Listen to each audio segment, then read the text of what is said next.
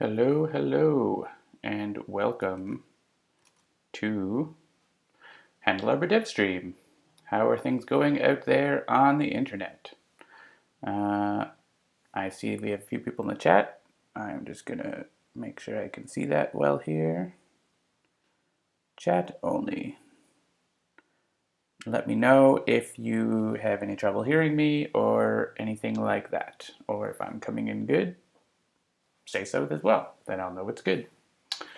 We're going to be doing some bottom of the ninth development today. And let's see. So last time it was Jean-Marc and myself doing some stuff. And this time it's going to be me first and then Jennifer. So, oh great, Cytosine says, everything is coming through loud and clear. Oh, we have a fancy new subscription icon. Twitch might have hiccuped, but it seems to be working now. So what we're going to do today is be working on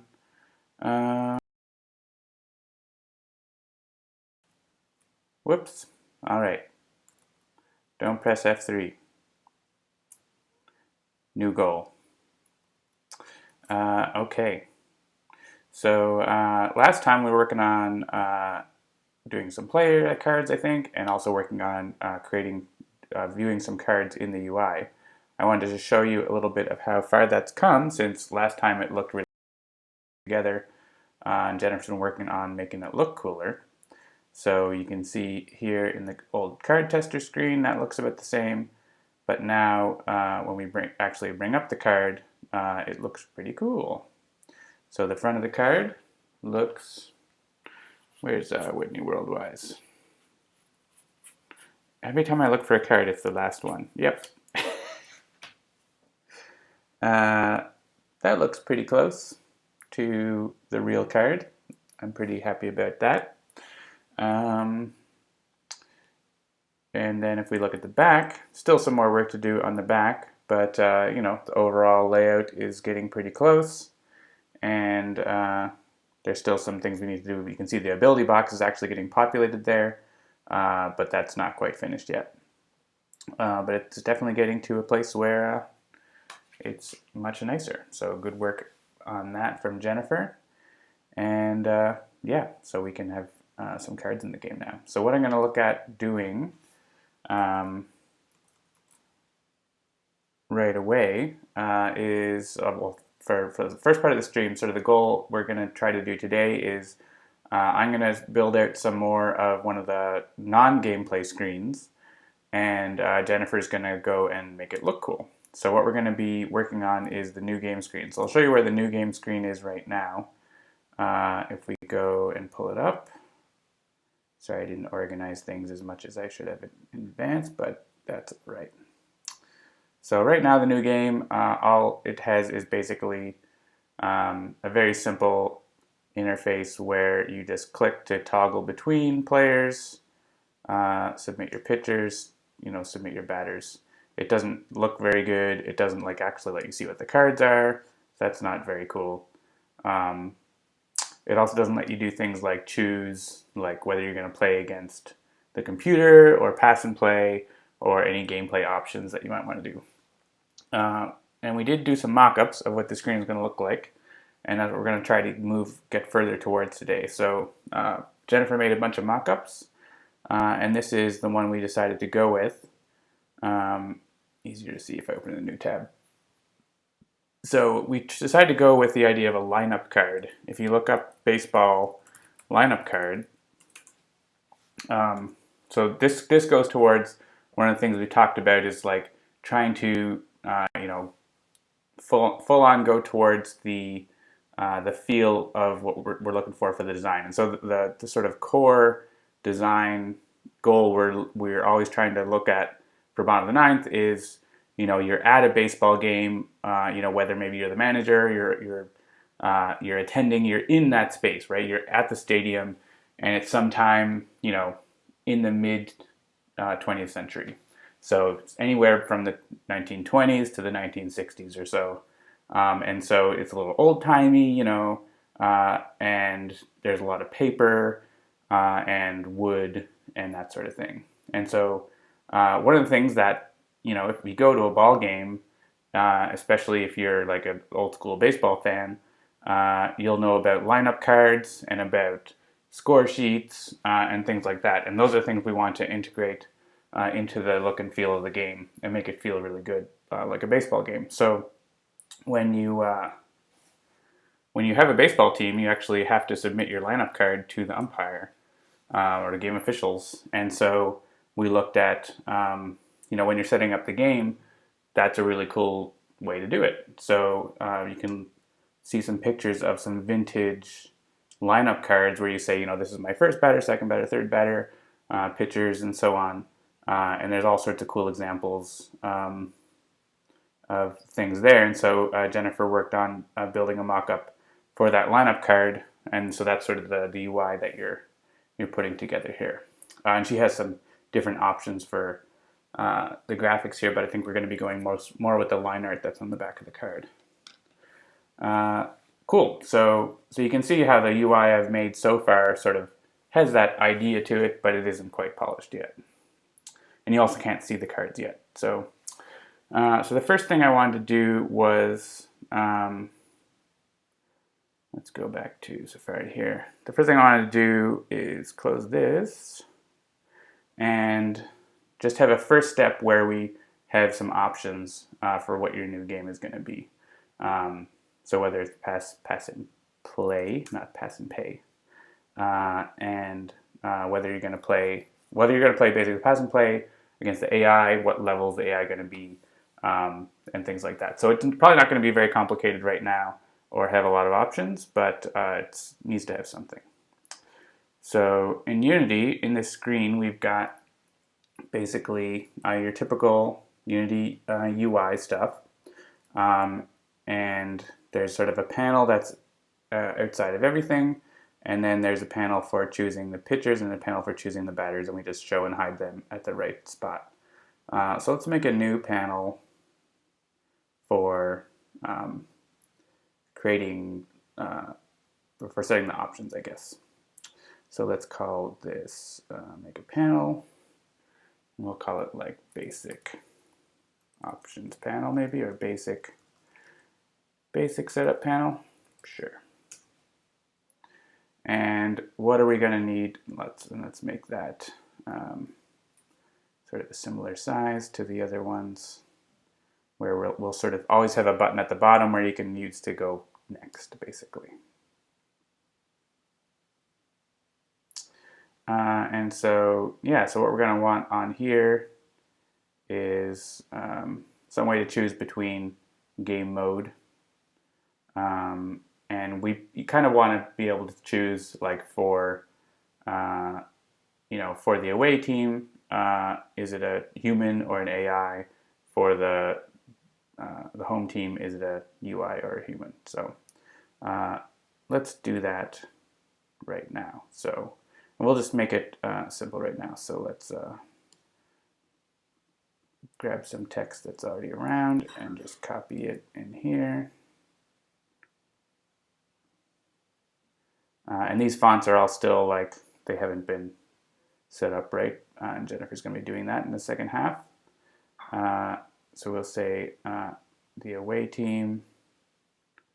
We'll just say away team and home team headings.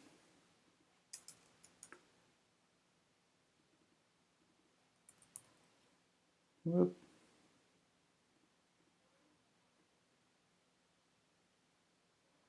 And I think for right now, we haven't actually mocked up what we want this to look like, so it's more of a functionality thing at this point.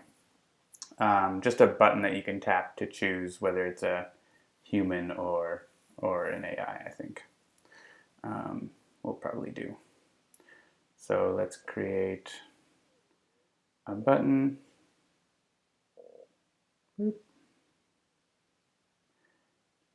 We will see. My internet connection totally disappeared there for a minute, so I think that is what happened. So send a message in the chat if you see it again. and I will start getting back to it.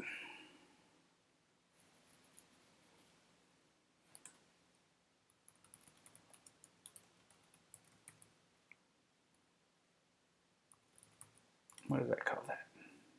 Basic setup panel. Back question mark?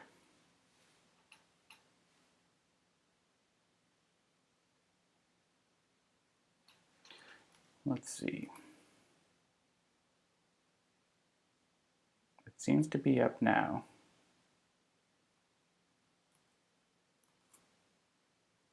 Oh, aha! We are back. Okay. All right, so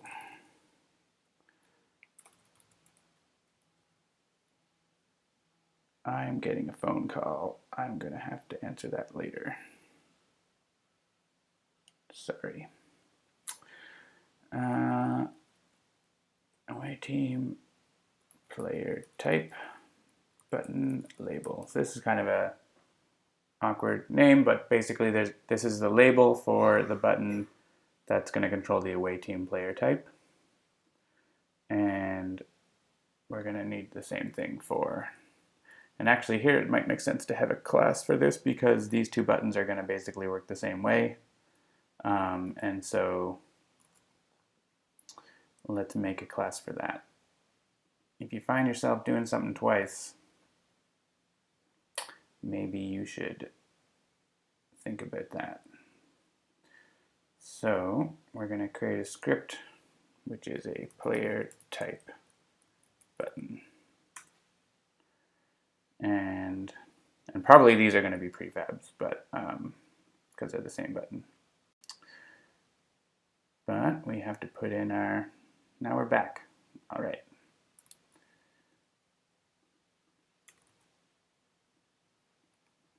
Put in the namespace, and we're going to want Unity engine.ui.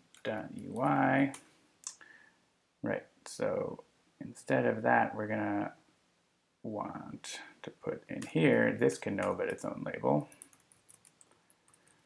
We can call it the button label, sure. And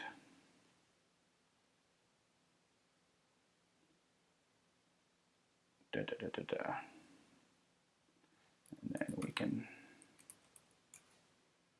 away team player type button, we can connect directly to that, and the home team player type button. And then that class can be in charge of like what's gonna be drawn on its label and stuff like that. Okay, so we have those things hooked up. So actually the first thing we're gonna wanna do is show the panel that we want. So that's actually going to be this new basic setup panel is the first thing we want to show. So actually, so this thing is using that component, but we actually have a new thing that's not a choose players panel that we want to show. So we can just make this, take a game object, and so this is not obviously doing nice animation or anything, it's just setting things active or not. But that's fine. So this logic here is very simple. It's just saying, you know, if you click that button at the bottom, what's it going to show next? So first we're going to show the basic setup panel, and so here now we're going to say if we're actually showing the basic setup panel, the next thing that we need to show is the pictures panel. And I don't think there's any like validation. So there's a to-do in here that's basically saying you should validate and make sure that they've actually chosen the characters or whatever. Cool. So what that should do is show that basic setup panel first, and then when we click proceed, it goes to the next one. So let's make sure that's working first after we hook everything up. We're going to have to add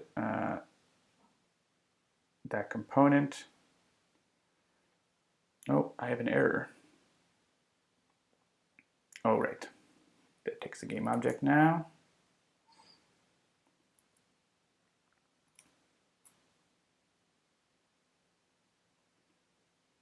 Do I have another error? No, I don't have another error. All right. So yeah, actually, I may as well make this a prefab now and save myself some time. So I'll add that component, which we called player type button, and it's got a label. So let's make that a prefab, and Unity, you just drag that over into here. New game. I'm going to call it a player type button. And then here in the scene, this is going to be the away player type button. And then let's just delete that one and put another instance of the prefab in. And it's going to go down here in the scene. And that's going to be the home player type button. So now when we make changes to the other one and apply to the prefab, it will go ahead. So like if we say we make this bold and apply it to the prefab, oh my god, it goes on there. Cool. So now on this new game view controller, we can assign some stuff. The basic setup panel is right here, and that might end up having its own class at some point, but at this point it's never going to be in another place. It only belongs to this screen, so it probably makes sense for the screen to handle it, but that might change. Especially because if you saw the code for the new game screen in Sentinels, it is very big and complicated, and it's nice to split things up. And even that screen has lots of stuff split up, but there's a lot going on in the new game screen in Sentinels. So, okay. So we've got those hooked up, and so we should be able to play, and we should see that panel first. Good. And when we click submit lineup, which isn't actually what it should say, it should have made that one.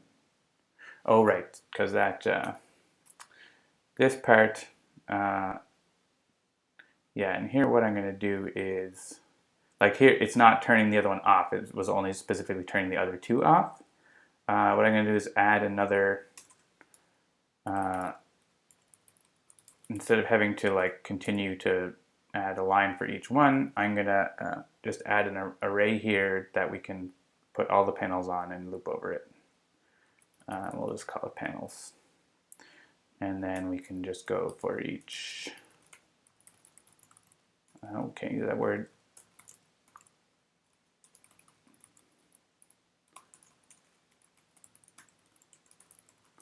We'll just hide all of those, and then we'll show the one we want. So obviously it's going to have some nicer animation later, but this is more just a functionality thing. So then the new game view controller, we're going to, once this compiles in a second, we will get a new property, and then we can put them in there. There's the basic panel, and the pictures panel, and the batters panel. Cool. And we can actually hide that to start, just have nothing, and see what happens when we hit play.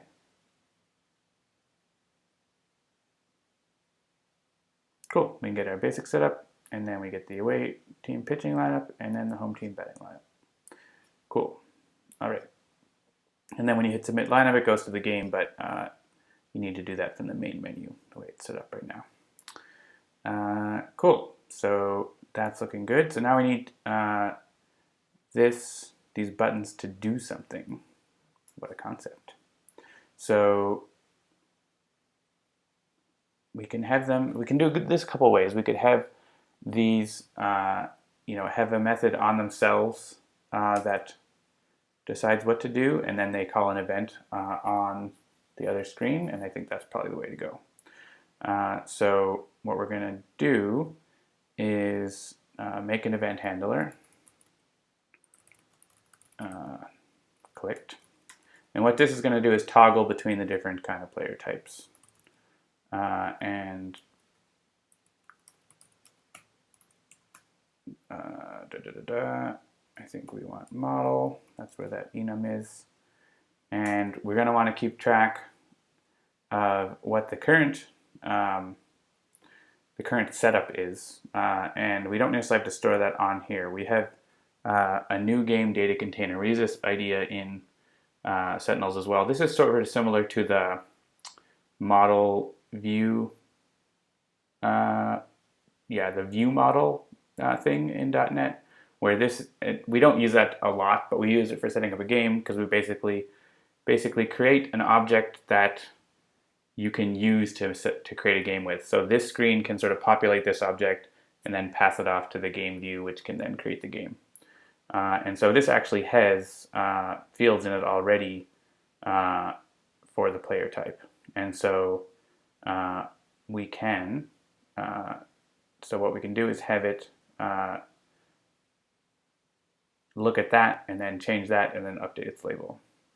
So the first thing when it starts, we're going to want it to update its text based on whatever that is. So we'll want to have a method which is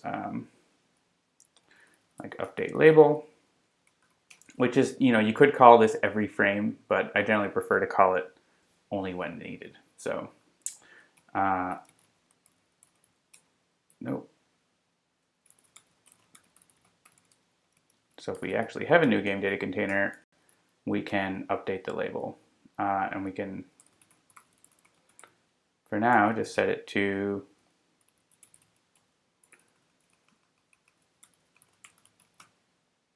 .instance dot, and that's a singleton because there's only supposed to be every one of them. And now which one it is going to depend on whether this is a home or away. So actually this control needs to know if it's for home or away. So I don't know if there's, I think there's a team role. Yeah, team role enum, which we can use.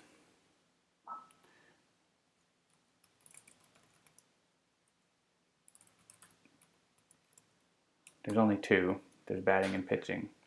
Yeah, home and away batting and pitching, the interesting thing is like those aren't necessarily the same thing. In the base game of Bottom Light, they are the same thing.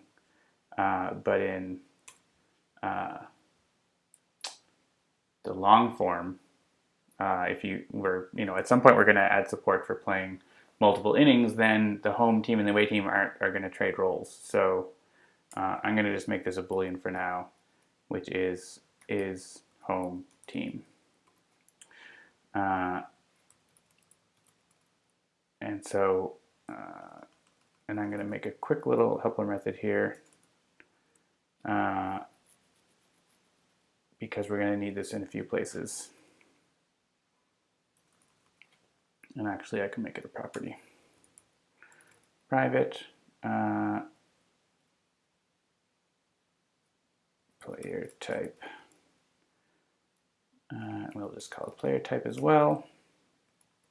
This will be a read-only property.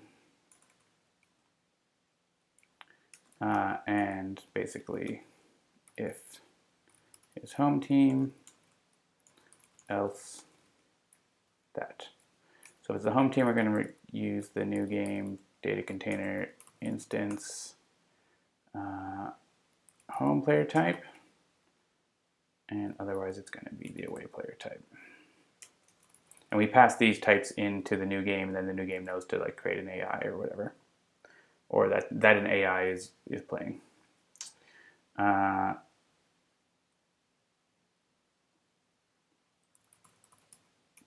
And for now, let's just see what this shows up. It should pop up local player, or whatever, if we call that method. So let's call that method right here at the start. and or maybe we'll call it when it gets clicked, and then we'll know that our click handler is working. How's that? Comment that it for now. Let's go back and hook up that click handler.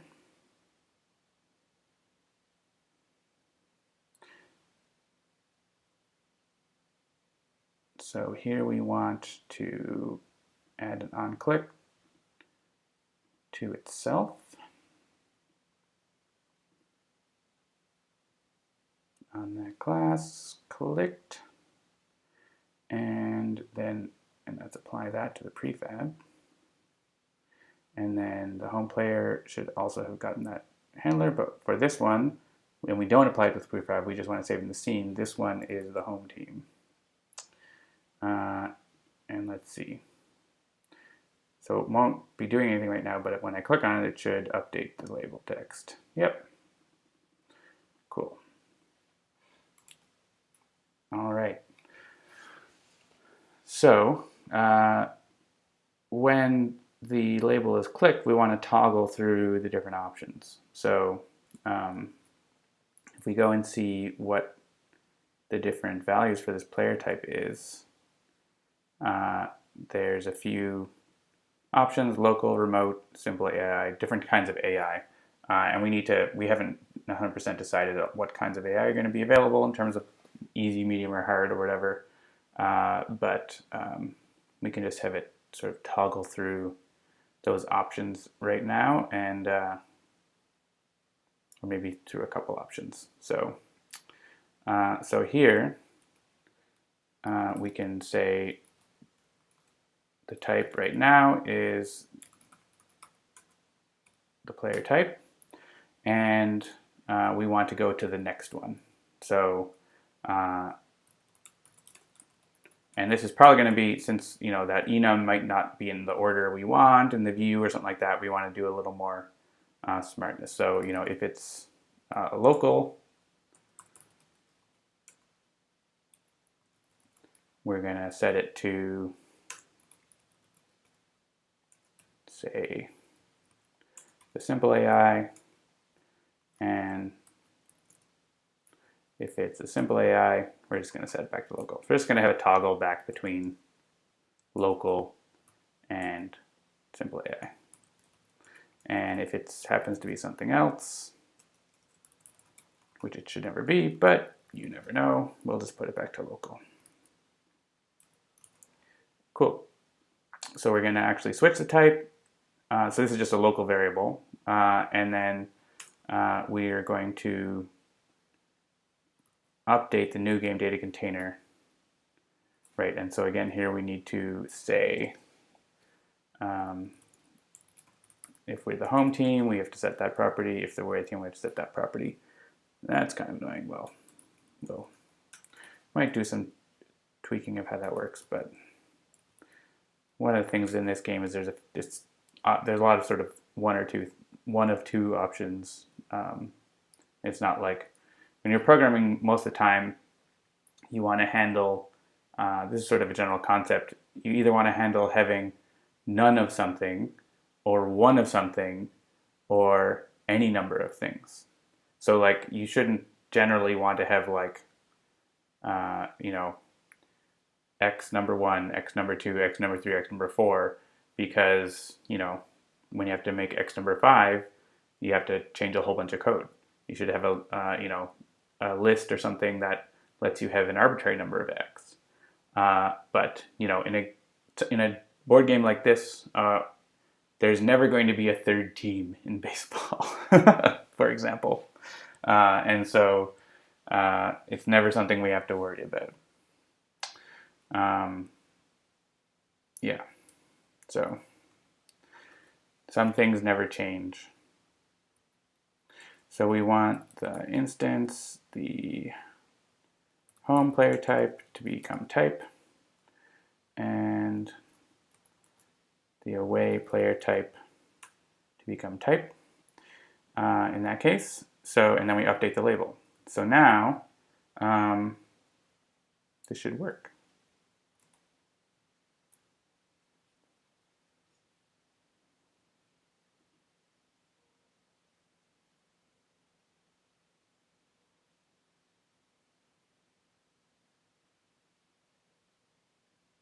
All right, so we have simple AI, local, simple AI, local. Cool.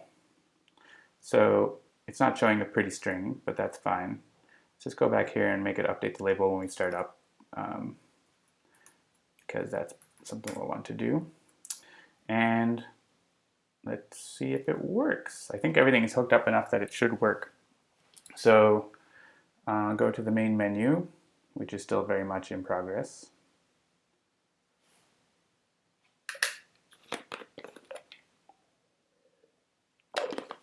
Graphics foo. I guess I should say FPO. All right, so this is nothing like what the main menu is going to look like, but it looks not terrible, like my thing here. Oh, interesting. Why didn't that label update?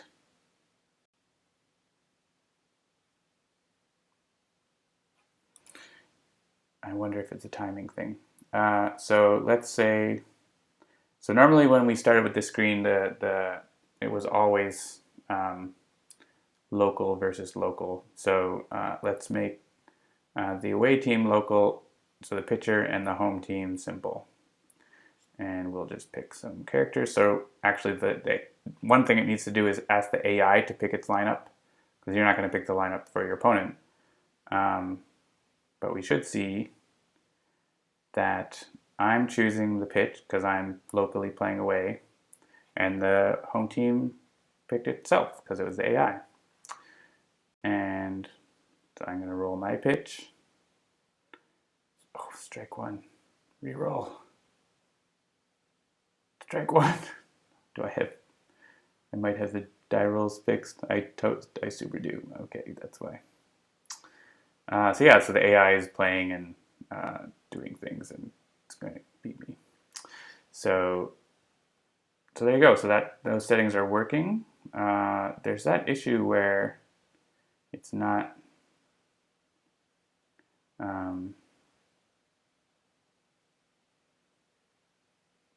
doing that. I guess that's actually, I think, I wouldn't be surprised if that's a timing thing.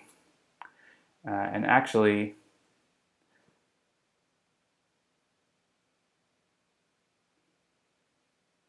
yeah, I mean, basically, I think, where's that new game data container being created? Yeah, so it's here in start, and you can never be guaranteed when start is going to happen between different components. But if you really want, you can use awake, which goes before start. And so we can make sure that that new game data container is going to be there before anything else gets a start. Hopefully the stream is still running and I'm not talking to myself. So far, so good. Chat's quiet, but that's okay. Let's go to Unity. Maybe. There we go.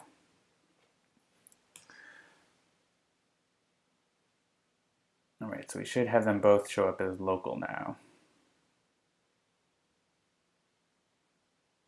There we go. Local, local.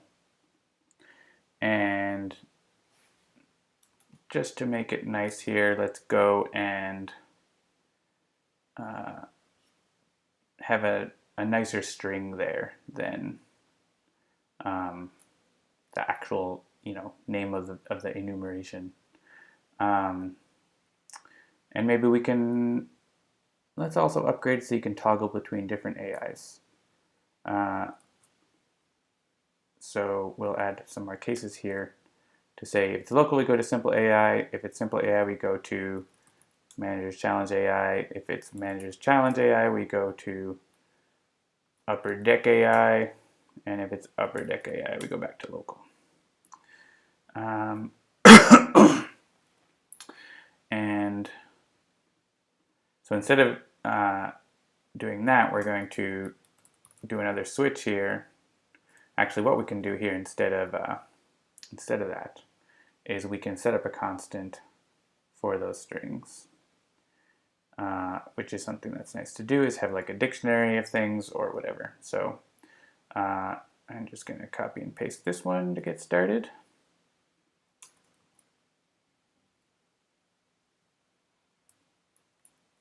It's going to be dictionary between player type names. This makes it a little easier, you know, going forward to do localization or things like that. So you can, you know, you can replace this with something that's going to get a translated string or something like that. Instead of going into the actual screen to do it, you have like a little more centralized place. Type .local, you can call it like human player or something. And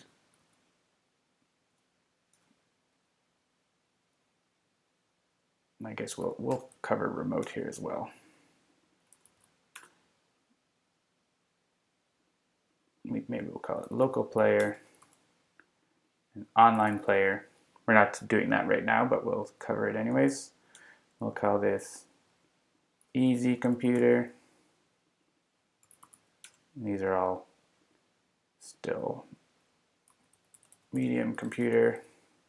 These aren't finalized by any means, but Jean-Marc is working on them. And hard computer. And then, so instead of just doing that, we'll doing this direct thing.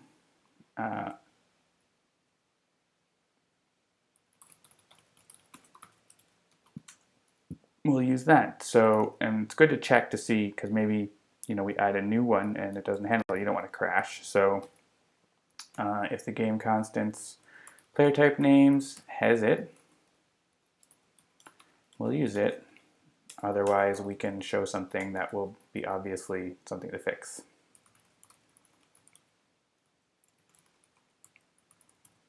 And we'll just put it in there as a string. It's like, what is this thing? Add a string for me.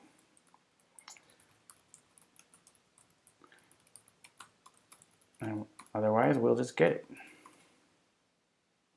And now we should have a nice string for the player type.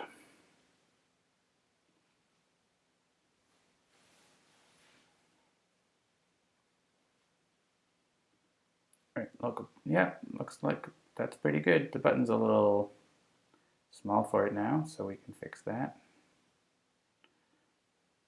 Just make it a little wider. I don't know if that actually ends up doing that. Doesn't actually change the other one. That's fine.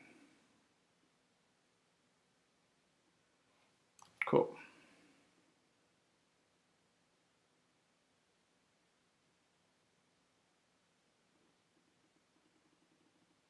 Cool, so here's our sort of initial basic options.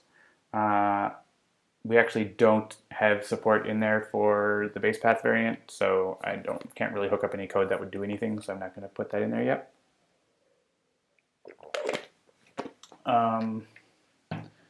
But we have that on our list to look at. So one thing, this submit lineup button, probably shouldn't say that. So do we have a connection there? I want that to change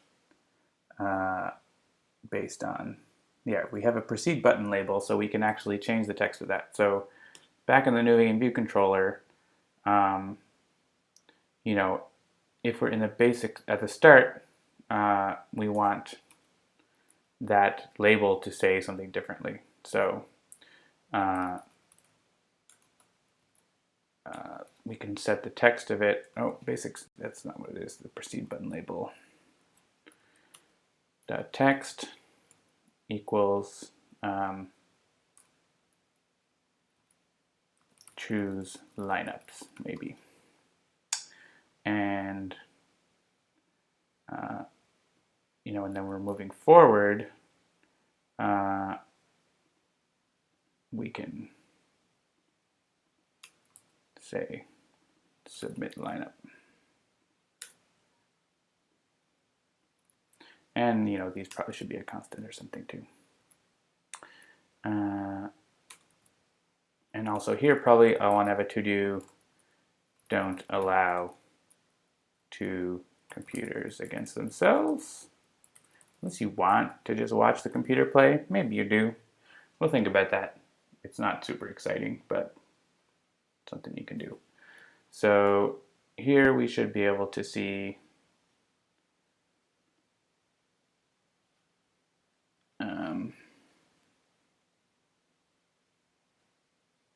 the button has better text, choose lineups, and then says submit lineup.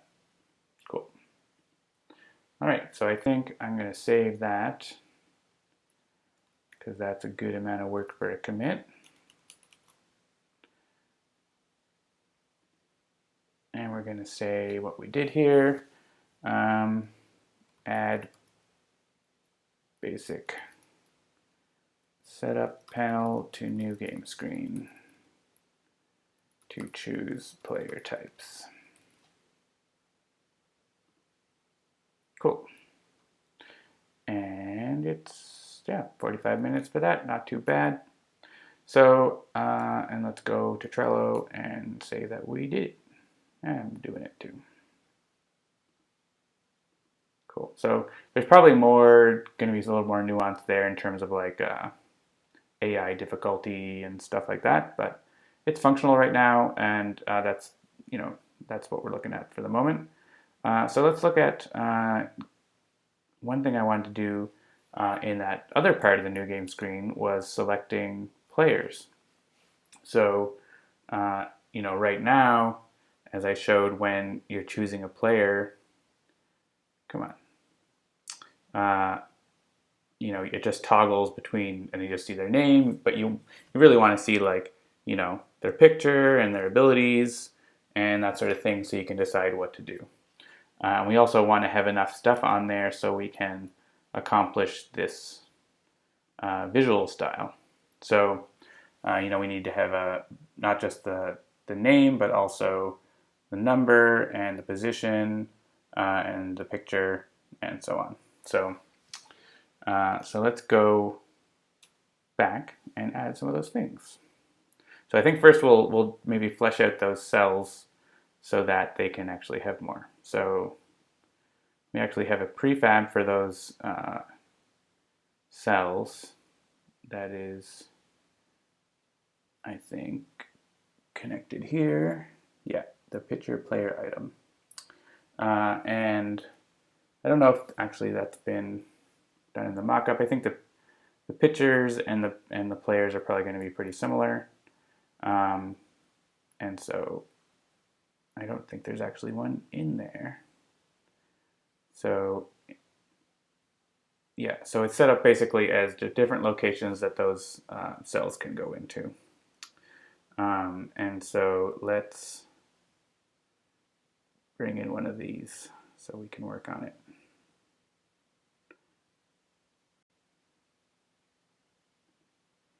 All right, so that picture player item. So it has its own script here for the things we want to put in there. And so let's add some more to it. So it actually needs an image. So let's add that. And we kind of want it to be, we want it to be sort of in the left corner. And a square.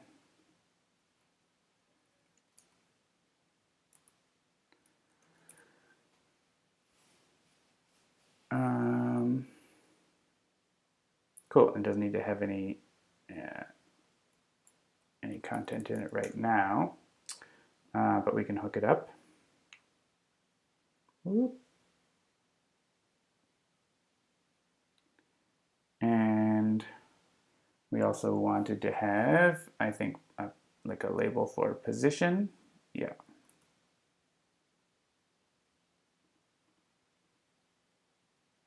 We'll make another label. And so the name text will actually, oh yeah, it's like centered in the entire box. We're not going to want that. We'll put the name text sort of like that, and Jennifer can adjust that. We'll call this name text, and we'll call this position text. I like the word label better. I don't know why they use the word text for the class, because then you have text.text. It seems silly. Okay. Position label.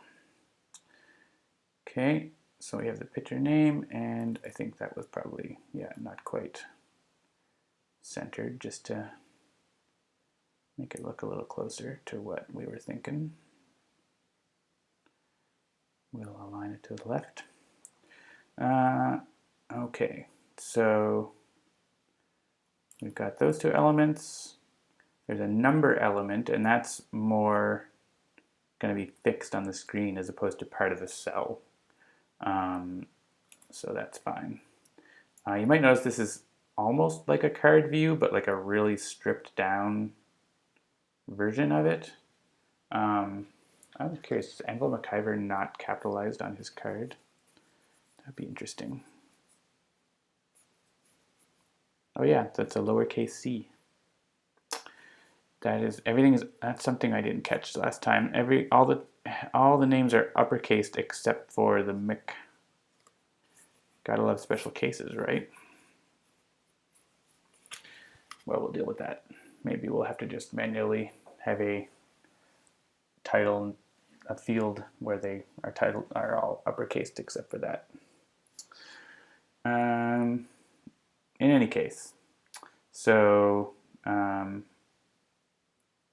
it's sort of like a card view, but it's a little different. So I don't necessarily want to make it an actual card view script because there's actually not much to it. Evil Dice Monkey says, "Ooh, a thing. What is the thing that you're talking about?"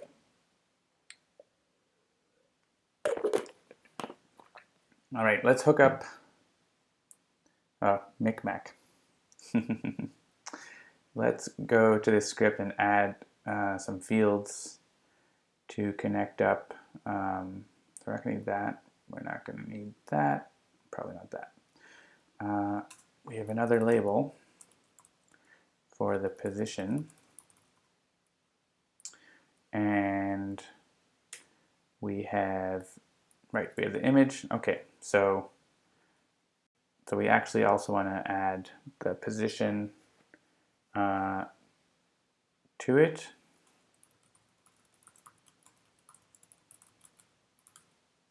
And again, this is just going to be out of the string right now, but we're probably going to do something similar to what the card view does, but not like exactly the same.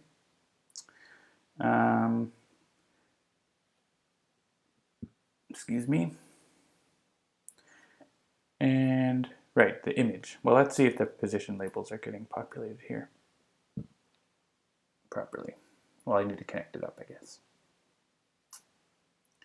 Let's get those images put together. I'm going to get it sort of ready, so because we don't have those images in the project yet, but I'm going to get it set up so that they will be ready. Okay, so I applied that prefab, so now we go in and but that position label should actually it's actually needs to look different from when nothing hasn't been chosen, so that is not something we really did. But here, so it's showing the picture and stuff. So we actually, that's one of the, we actually need to have it show differently if you haven't selected something. So let's actually put kind of two groups of things in here. I'm going to add just a empty thing in here. Actually, it doesn't need to be that. It can just be a game object. Create empty. And we'll call it player info. And we'll make it fill the studio space with Shift and Alt and click on that.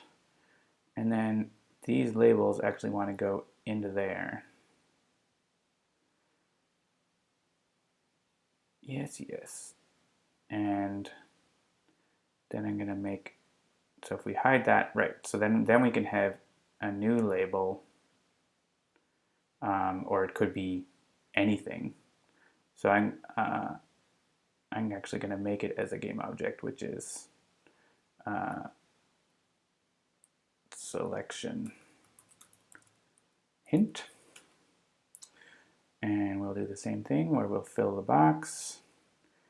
I just want to make it easy for it to switch between, you know, maybe we want to make an image on there or some other styling, but we'll just give it a text and we'll make it a little bigger. And actually it can just fill the space also for now. And it can say, click here to do a thing. All right, so this is getting further away from our card view, right? Because we have this cell is doing both, you know, showing the player, but also showing like you need to click here to do something. So, so that is interesting. So let's, we need to connect these things up and make it do the right thing.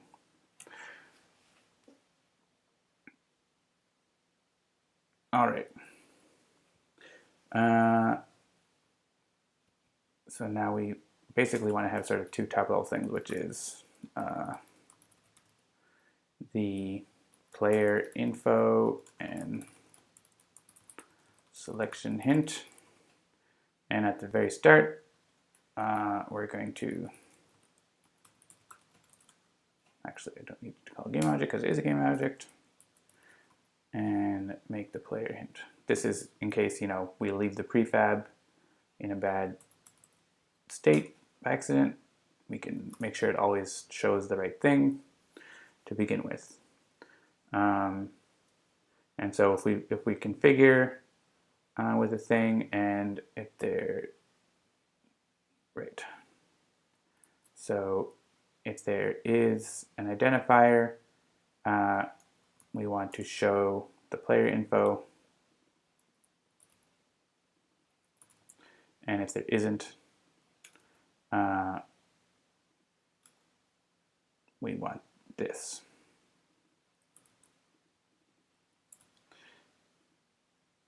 Oh wait, did I do that backwards? Yeah, I want the way it was. And hey, that text looks better than what I put. So, and actually we're not going to change the title label, we have a separate label for that now.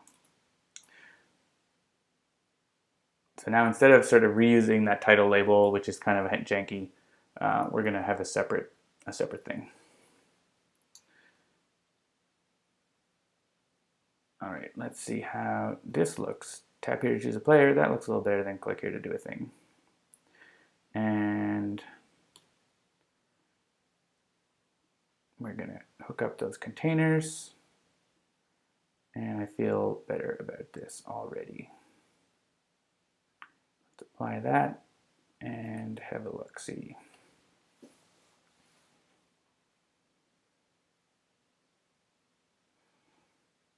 All right, tap here to choose a player. Looks like it did before. Right, so now once we pick a player, then we have toggling between the pictures that are available. Cool. That looks good. So, right, so we have that working. And so what I wanted to do next was put a picture in there. And it's not going to be the exact right picture, but it's going to be picture for the picture. But it's going to be something that Jennifer can then modify to get to do what we want. So in order to do that, we need that cell to know about the images that it can pick from and to select them. So Unity doesn't have really good native support for sprite atlases. It has a way to like put them together, but it doesn't have a good way to like actually choose a sprite from a group of things. There is an experimental thing that they're working on, but it's not ready yet. And so we sort of have a way that we've put together so that we can switch over to their system when it's ready, is kind of the idea. So we have this concept of a sprite library, which is really just a simple mapping of like a string to a sprite. And so we already have some sprite libraries for images, and so I'm just going to use one of them. So under images here, we already have this character line art, even though it's not going to be the right aspect ratio. And for this screen, we're probably going to use a different, like, smaller crop of it. I'm going to use this so at least we get, it looks closer to what we want. And you can see this sprite library file is just, Anvil McIver goes to that, Dan Martini goes to that, Dice Dixon goes to that. They happen to be the exact right names, which is convenient. And so what we want to do is, so for the new game player item, so we did this with the cards last time, I think.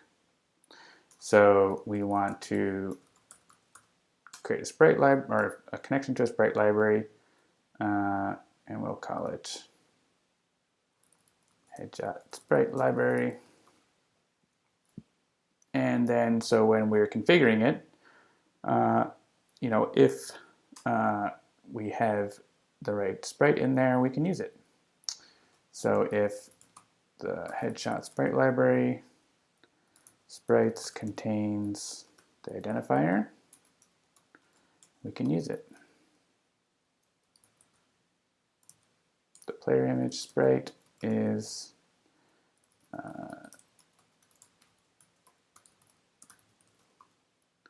maybe otherwise we'll clear it so that we know that there's a problem. Like maybe there's a card that their image isn't there or something like that. All right, so actually that might be enough. And so Jennifer's going to make some new graphics for that, but this should let her drop in the new sprite library and it'll just start working. So let's see. We need to hook up that sprite library. And kind of one of the nice things about using identifiers like this is, if you're consistent about it, you can easily, switch things around without needing to make changes in the code or anything. So I can use this sprite library, and we're going to see what we get. There we go. We get some graphics. So you see these are like, when they scale down like that, they don't look very good. So we're going to try to have graphics that fit that space a little better, a little more zoomed in probably.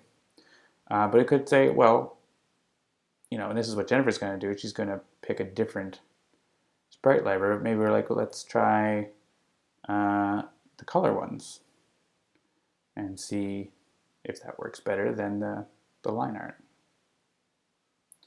And when we run that, oh, I didn't apply the prefab. Derp. Apply.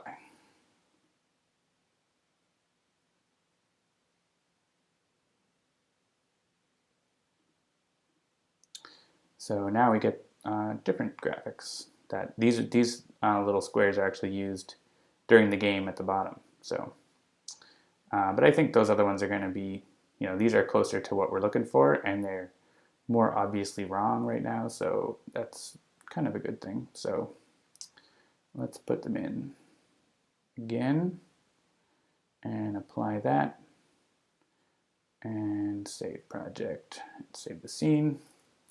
All right, so I think that's probably a good item to commit, because the next thing I'm going to do is probably going to be a little bigger, and I don't know if I'm going to finish it. So here we're actually, we've got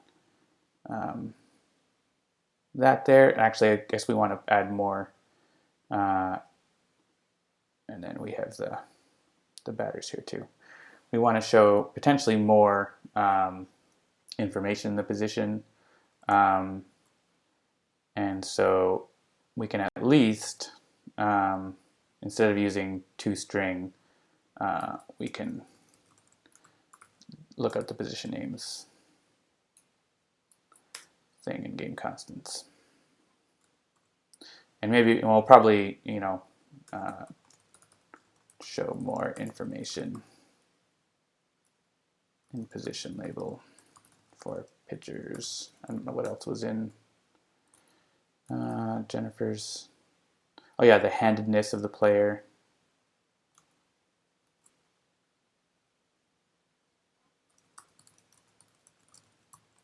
So we might show more than just that.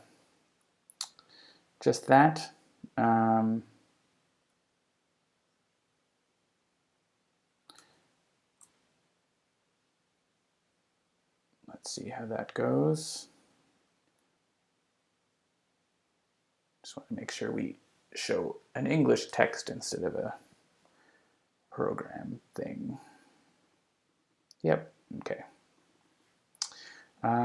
Cool. So Jennifer's going to tidy up these and make them look a lot better. And so I'm going to save what we have first. And we'll just say, we're adding a populate image on new game player cells, maybe new image and position. So one thing I was thinking of doing on the stream, it's already 3:07 here, was the idea of popping up like a list of players, or the cards themselves actually. So like showing a grid of cards or something like that, that you can choose from instead of just obviously toggling between those things. I don't think I have time to really get into that. But basically, so right now what this button does is when you click it, it actually goes to a click handler that is back on the new game view controller here, I think. No, on the choose players panel. The choose players panel like owns those buttons and cycles through players. And you can see to do, bring up a dialog to choose which player. And so right now it's just toggling between, but we actually want to, bring up a new thing. So what that's going to involve is, instead of that logic where it's toggling through, when you tap this, it's going to show, like a new panel that we're going to have to create that has like a grid or something like that. I don't know why you were forced to watch a Charmin video game commercial, because Twitch needs to make money, I guess, and pay for their employees. That's typically why. So we want to bring up a grid, and then so that grid is going to have cells in it and so on, and those will probably be actually card views, and then you'll be able to zoom up to the card that you want and so on. So I'm not going to have time to get into all that today because we're switching over to Jennifer in a few minutes. So maybe I'll put a pin on that and see if I can fix a bug. So I have some other stuff. Yeah, so player selection, that's going to have to wait till another time. Yeah, so there's a couple bugs with dice hanging around, which were weird. So I was thinking about looking at one of those. So let's see if we can reproduce this bug. Intentional ball is something that is used by a pitcher, Hurricane Patrice. So Hurricane Patrice can intentionally throw a ball where you set it to ball 6 and gain a relief. But we get a die hanging around in the wrong spot. So let's see if I can fix that in a few minutes, and then we'll switch over to Jennifer after that.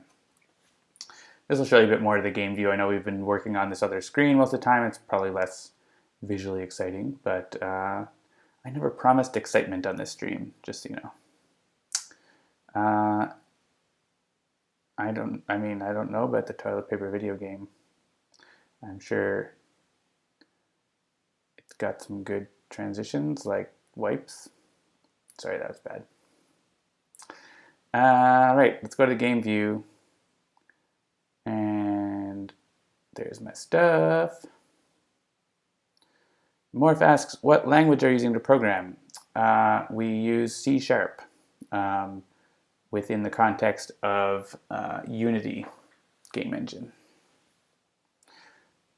All right, so for John, I want this to be Hurricane. Oh, I got a boo.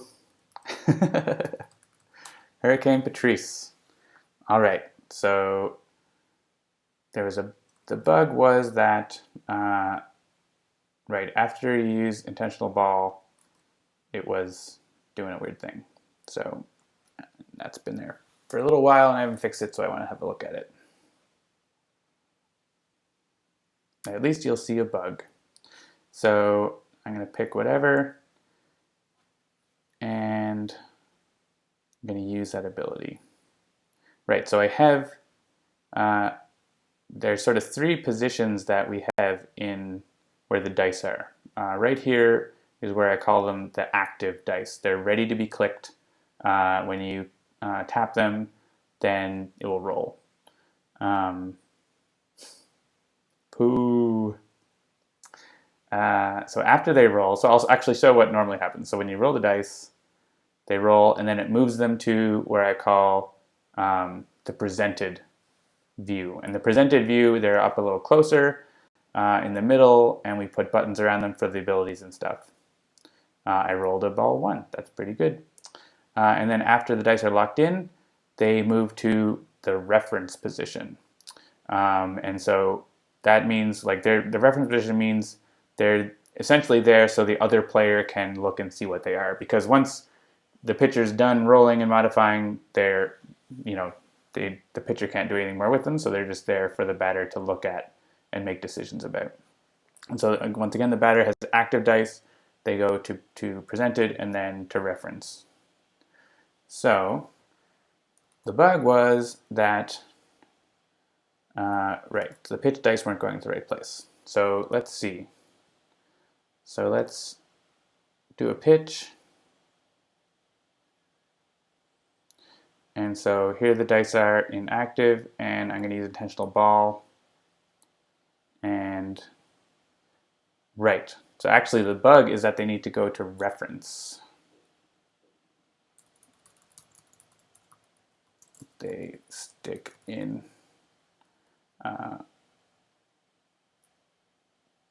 presented position.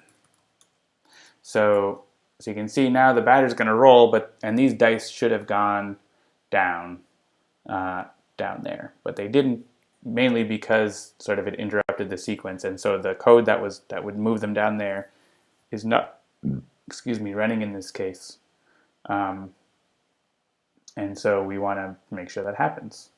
And so it still works. It's just like silly, right? Because the batter does this, and then eventually it all goes away. But you sort of have that awkward moment. And so I sure have a lot of logs happening. And so, but I want to really look at. I have all those logs so I can dig into and find out what's going on at different times. So I'm going to pick these things, but then I'm going to clear the log so I can focus in on what happens right when I click intentional ball. Oh, so in that case they did go down there. What's different about that case? Oh, I know. Okay. The difference is I didn't have any abilities. But if I fool the batter, if you fool the batter, you're not going to use intentional ball probably, but we still need to handle it in case you decide to. That's probably why I haven't fixed it, because it's something you're not going to do. So if I pick low and inside and the batter picks high and away, the pitcher has abilities. but it like skips the abilities, right? So I'm going to clear the log here and hit the intentional ball. Oh, it moves in that time. What? Maybe.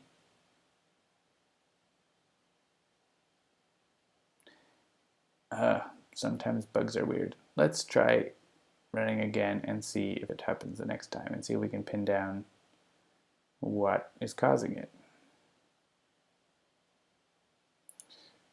So what if we each get one?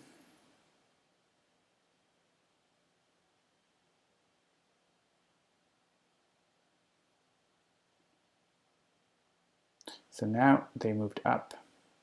Oh, it's because I had to, maybe it's because I'm gaining relief, but when I was before I was at full, and so I didn't have any fatigue, but now I do.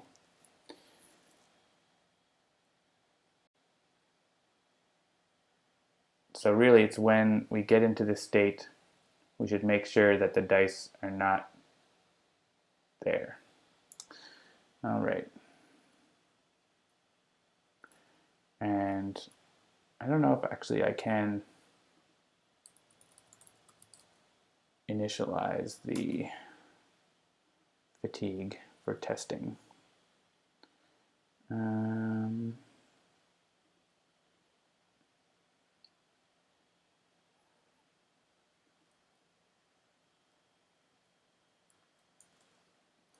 Game.activePitcher.direction fatigue is a get, but can I? Oh, I can just set it. That would be handy. And I can add that to my debug settings so that I can set up a situation a little better. Let's see if that helps us reproduce the bug here.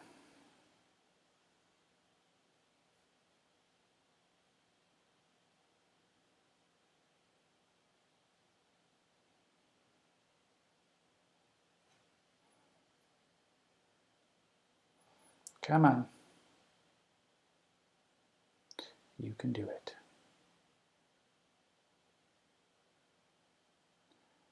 It can be a little taxing for the computer to be streaming and doing this. Or maybe it's just going to spin rainbows forever.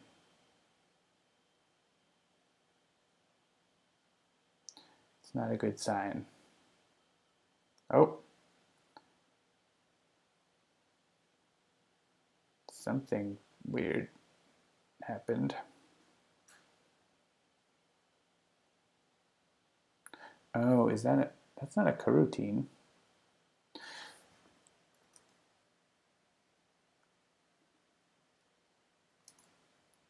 I wonder if this needs to happen later. I think it's trying to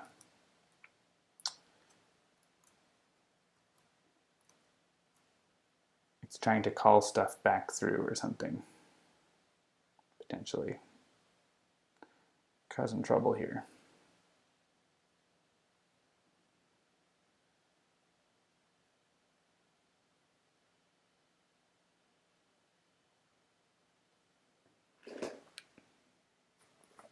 All right, well, that doesn't show that it has fatigue, but it might actually have it. So let's see if this reproduces the bug. Nope. Okay. Well, I don't think I'm going to get far enough on this today. Well, I mean, I might, but it seems like it's going to take a little longer to deal with and probably not super interesting. So I'm going to look at that later, and I'm going to get Jennifer to take over. So Jennifer is going to have a look at that new game screen and make it look cool. And I will be around in the chat and helping out if I can. So I'm going to switch OBS over to the finish thing and coordinate with Jennifer, so hang tight and we will be back very soon. Now I can press F3. Hello. Can everyone hear me all right? I'm going to go ahead and close this window. Well, I want to make sure that it looks like I'm... Alright, it looks like I am live, so I'm going to go ahead and close that and minimize that. So, thank you for sticking around to listen to my stream. If you watch John's stream, then you know that I'm Jennifer, and one of the things I do for Handelabra is user interface and visual design. So the first thing I'm going to be working on today is cropping the headshots on the new game screen and working on some other visual polish things. So John probably showed you this was the mock-up we have for how we're going to want to look. And it's probably going to look the most like this third entry, ideally. So go into Unity and let's see, let's find where well actually the first thing I should do is pull the changes that John just made. So I'm going to go ahead and do that.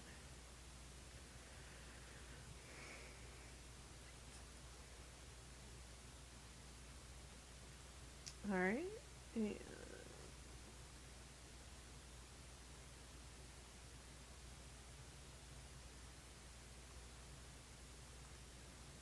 alright, let's see how it looks. Let's make a new game. It's not showing the character pictures, so if John's watching, push up your changes. Oh, yep, there, John is watching. Well, in the meantime, I can go over to Photoshop. So, as you see, I have a Photoshop file, and it has the line art for the different characters. And, so you can see they have like a red outline around them, and then they're a little bit lighter inside the character. But these are the images that we're using for like that are used in the back of the actual cards. Which, if you haven't seen those, I can show you what those look like.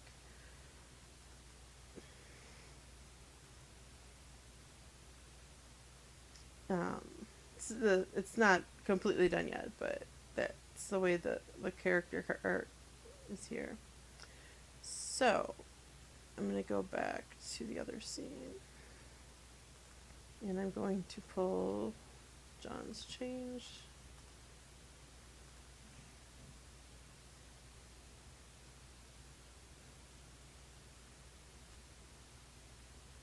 Alright.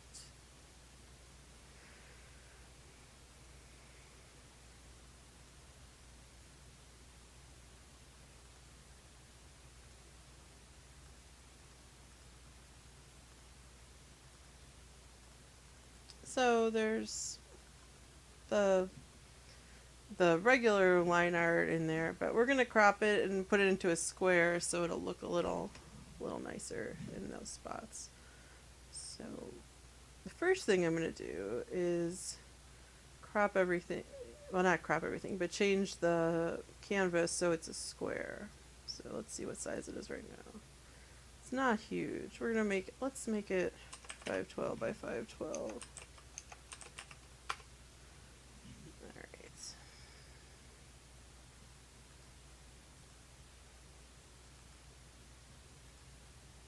Make the background a solid color.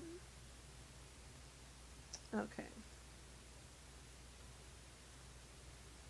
I'm going to start at the top with Manny Burgerhead. And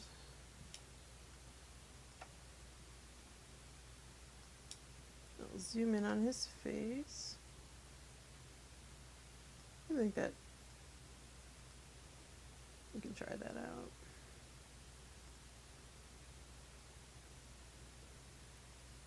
Let's see this character line art crop. in my working files folder. And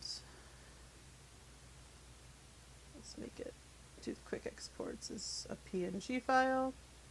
And I'll PNG. I'll put it into bottom of the 9th, images.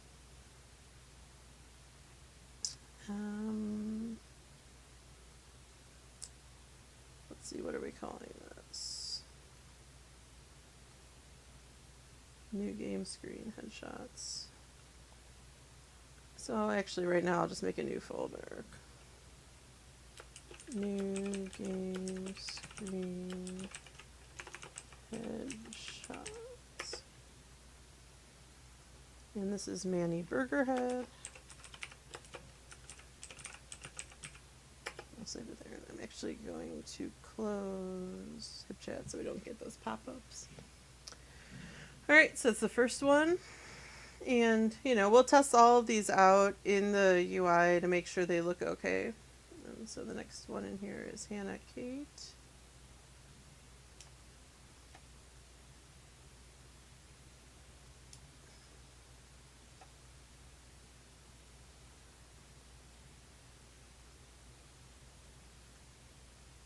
I'm not sure what these guidelines were for something else, so I'm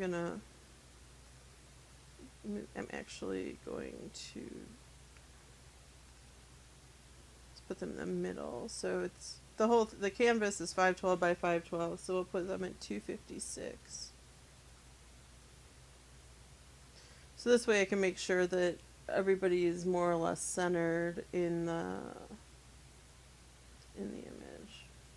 Now for Manny Burgerhead, he, you know, his face in the middle, but he's kind of leaning over. But I think, you know, the general idea is there. And I also wanted to fit his hand in the picture. But Hannah, we can center it right on her, in between her face there. We'll try this.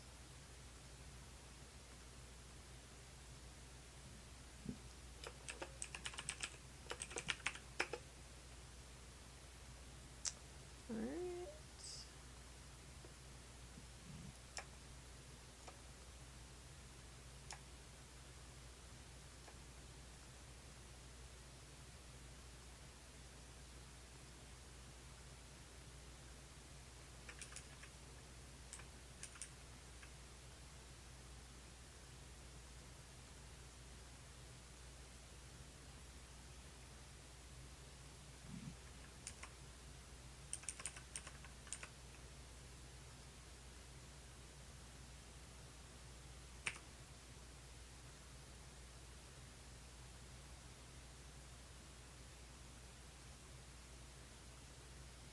The reason I'm doing this is because I don't want to have that top line showing, although it looks like it might be slightly tinted, so that's not gonna.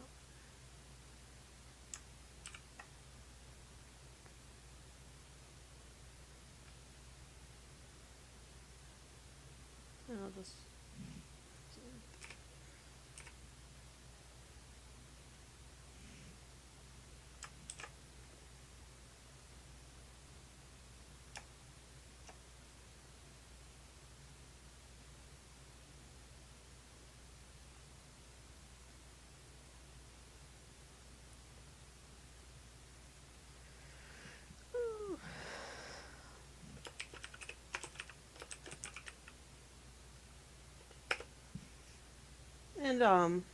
And I'm leaving the chat open on the side, so if anyone has any questions, just put them in the chat and I'll try to answer. This is the most exciting part, but it'll be really exciting once we see how it looks in the game.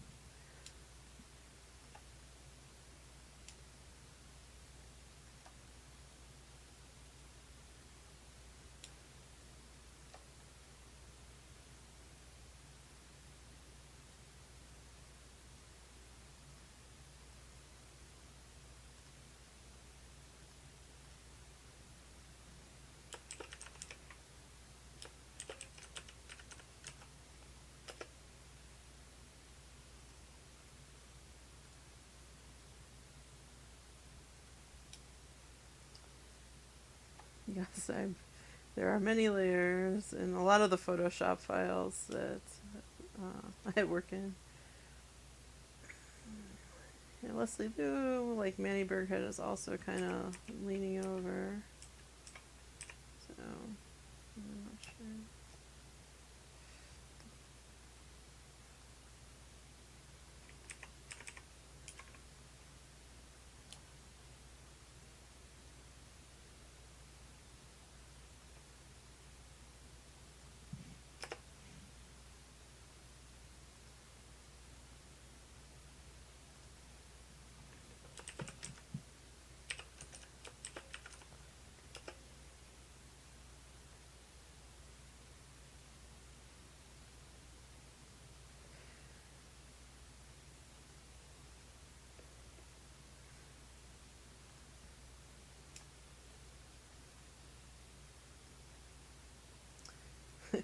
I'm reading the comments in the chat. Yeah, the UI in Photoshop has changed a little bit.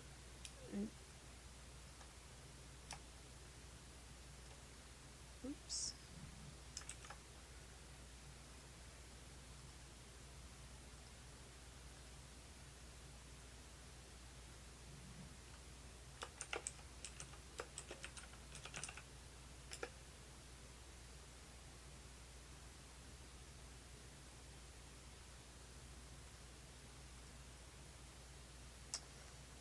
Because I'm thinking there's going to end up being a border on it, but we can make that in Unity. So let's see. Oh, that's not right. Huh, that's very strange. Well, we'll fix that.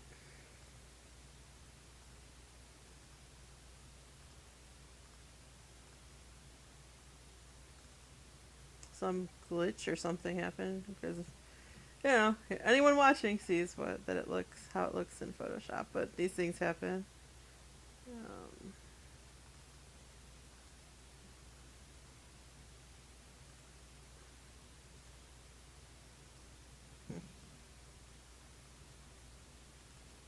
that's super weird.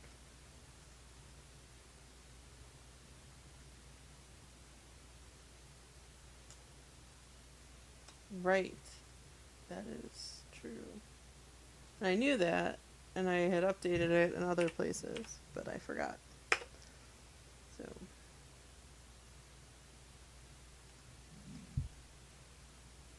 Yeah, these should all be 512 by 512. For some reason, these are showing up at weird resolutions.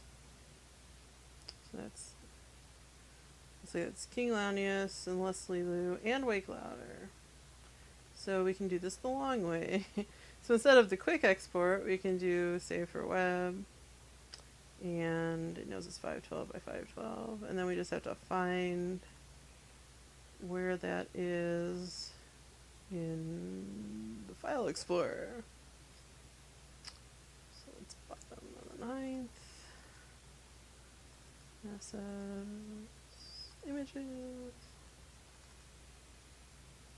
This I like having the icons be pictures so I can see. It's easier to figure out what's going on. So let's see if, yeah, see now he looks the way that he should.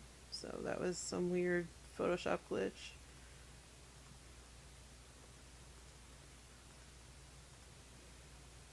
Good news is now it'll know what folder I want to put it in. I think Wake Louder also had an issue.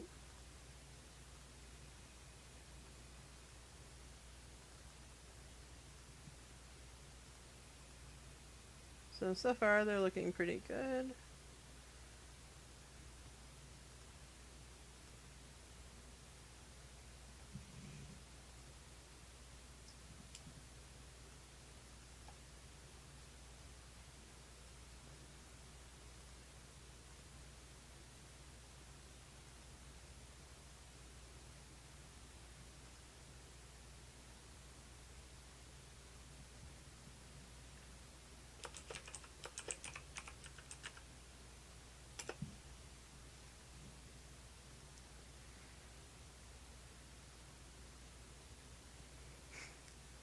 Okay, John Mark.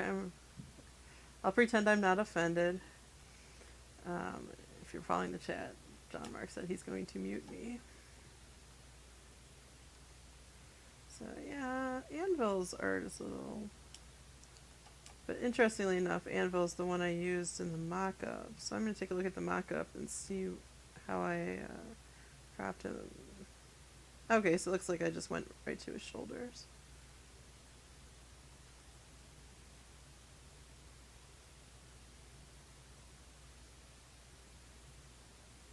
Okay.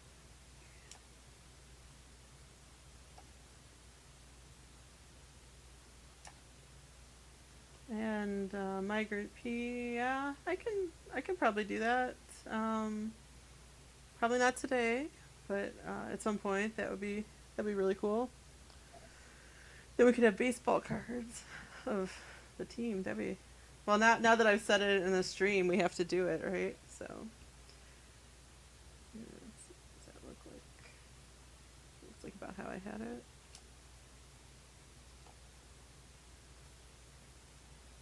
Yeah, if you want to see a file with a lot of layers, I should show you one of the the Photoshop files from the mock-ups. Those end up with lots and lots of layers. Ah, I dropped my mouse. That's what that noise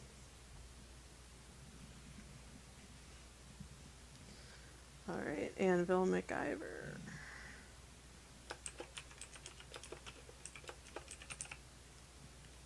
Oh, it looks like Dan Martini has a problem. Let's see.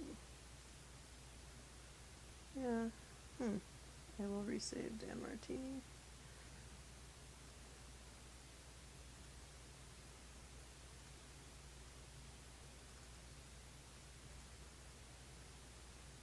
Okay. And hopefully, yep, that looks right.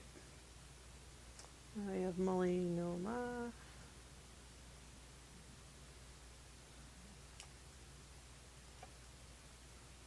And his art pretty much fills the. I think that'll work.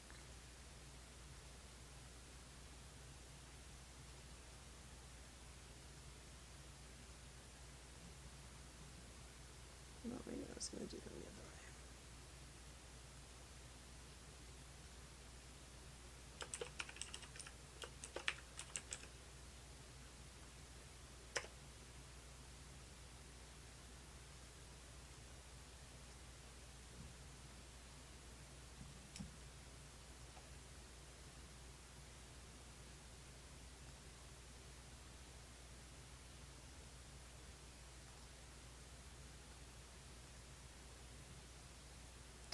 Yeah, I like the art style too. So it's nice.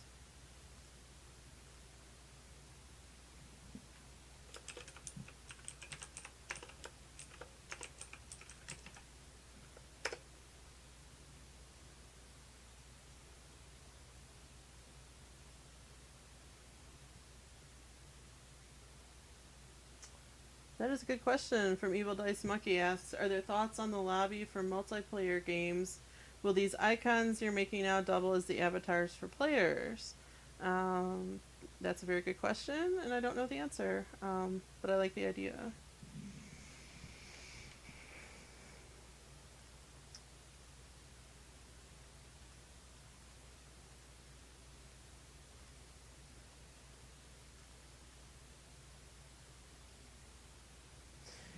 Yeah, it's going to be different than some others.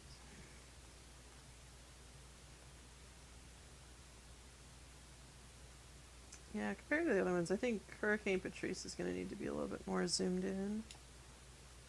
So let's zoom in.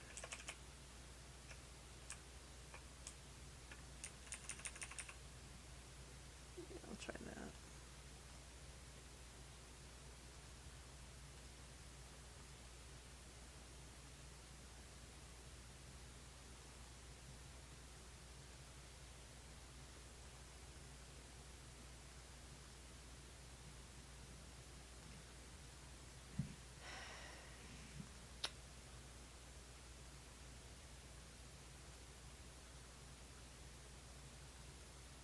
Yeah, I think it's getting confused because they're smart objects, maybe? I'm not sure.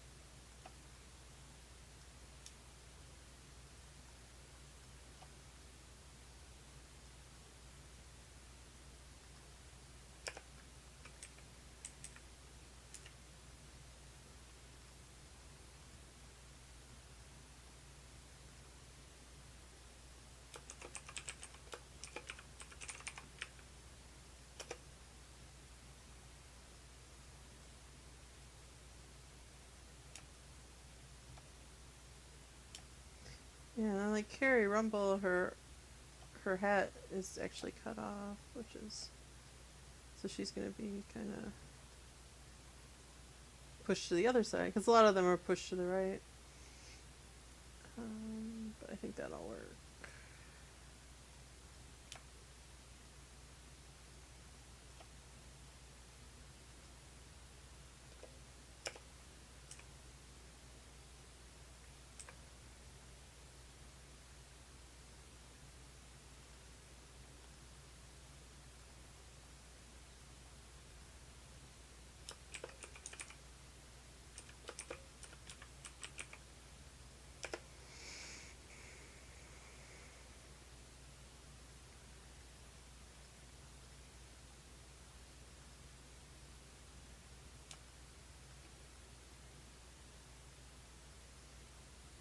Mm-hmm.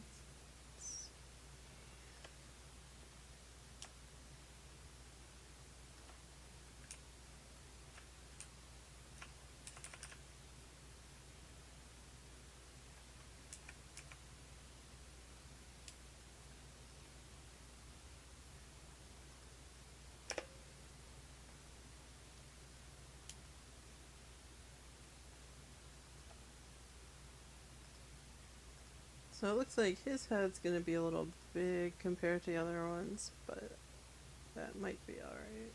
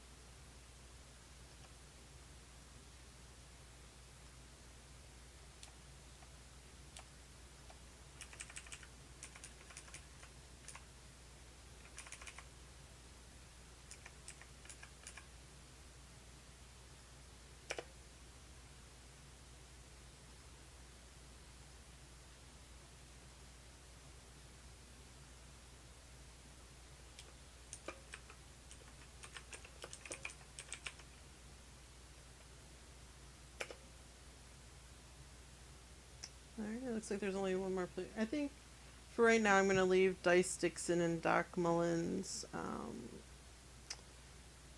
for now because they're a little special.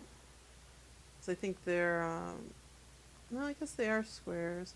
Okay, then I will add them in. I'm thinking of their other images are not squares. But.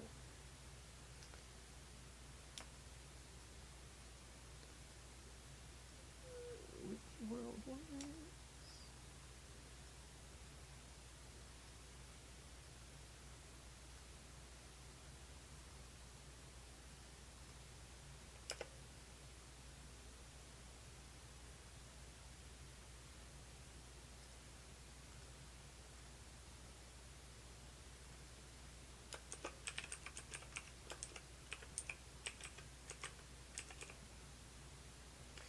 And I know John mentioned it in his stream, but like the names have to be, exact. There's no room because if there's a spelling error, then they won't show up. Well, I mean, the names of the images are not as important as when I put it into a sprite library, but it's better to always be correct or accurate. Okay.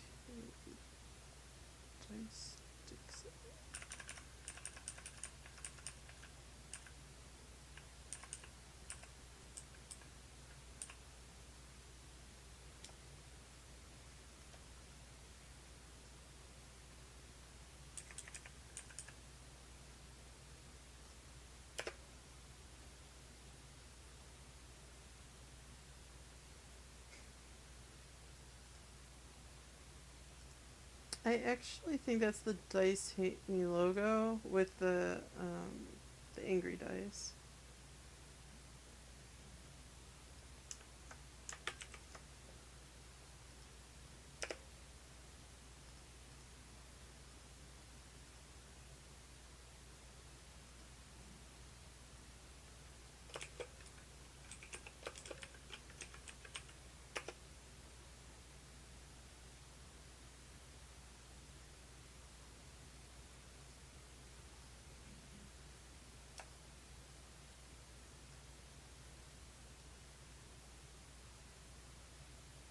Yeah.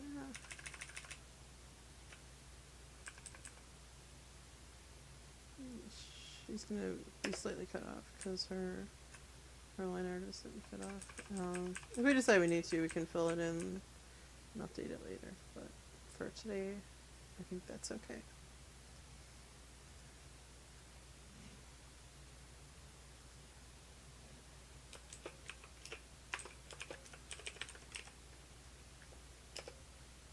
Alright, so now we have saved out the line art for the base characters. And now we can go into Unity and let Unity load them all in. And you'll see there's or I will show you there's a folder. Game line art, and they're all transparent, so they're, you see that they're there. And I think I'll leave them in the default settings for now. And I'll show, and if you haven't seen it in the earlier stream, they are going to get put into a sprite library, just like the other line art and the headshots. So, get in this folder. Next, so create sprite library, and we'll call this new game headshot library. Let me spell library. Okay, and over here, it's selected. So I'm going to add a new entry. So I'll just put them in an alphabetical order, just like they are here. So, Ivor, and drag him over.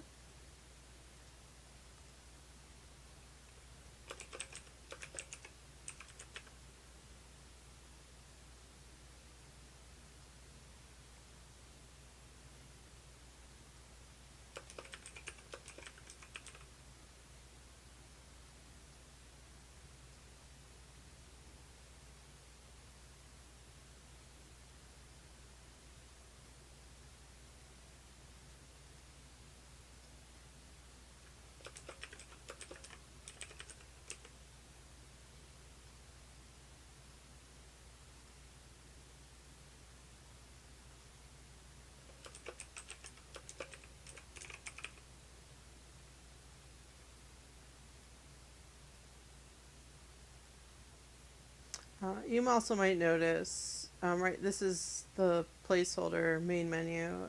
This is not final, but that's that's what you're looking at. That's the scene that I have open right now. Um, in case anyone was wondering.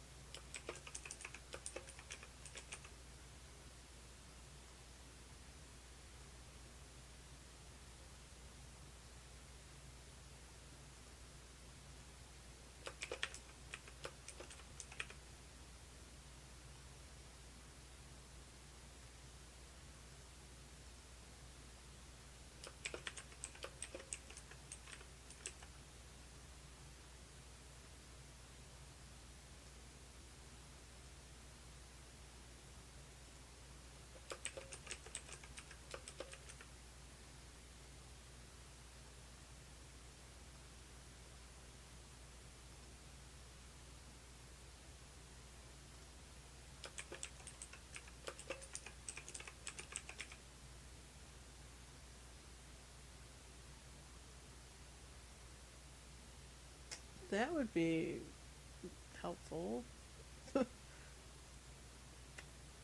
So, if I want to add the rest, what you're saying, migrant P, is I can just select them.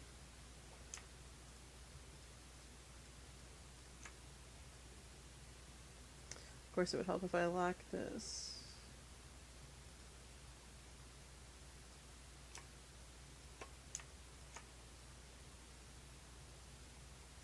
Well, that certainly sped things up. Alright, so now they're all in this sprite library. So, I should probably unlock that in case I want to actually do anything else.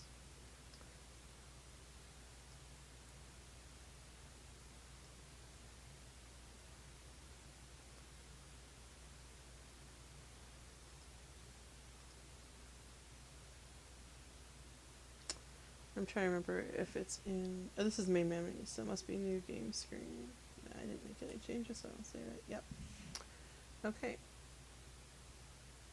So right now it's using the regular line art, which looks like that.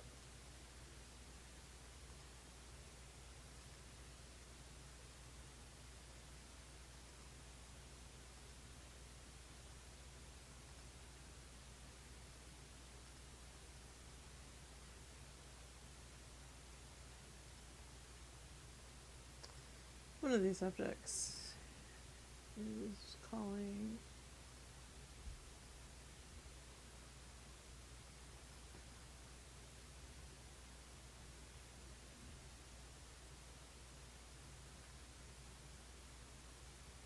I don't remember which one of these is using the library.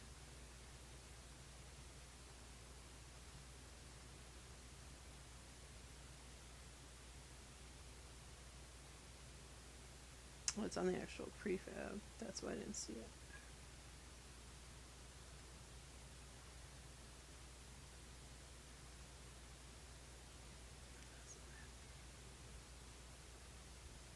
Oh, picture player item right there. And it's using the character line art sprite library. So I'll go back into, and I'll replace that. So now, if I press apply, and I press play,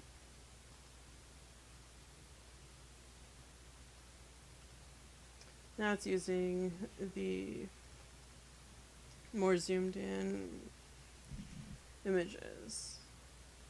But I think I want them to fill the space because otherwise, you know, I think it'll look a little nicer. But they're all showing up and they look okay. Um, let's see. Yeah, so for example, Ether Umberto looks like he should probably be. He looks a little smaller compared to the other ones. So I'm gonna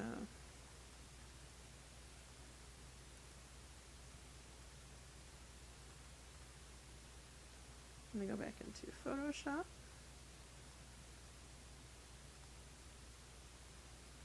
And I'll just zoom him in a little bit more.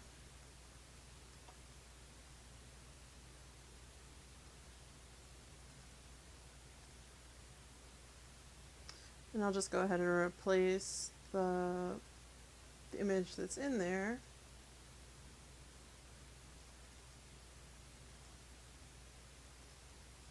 And now he looks even happier. Yeah, Casey Petty looks like he should probably be zoomed in a little bit more too.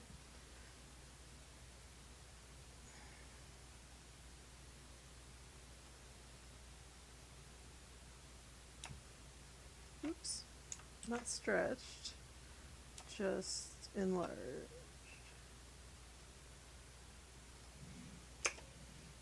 Very slightly.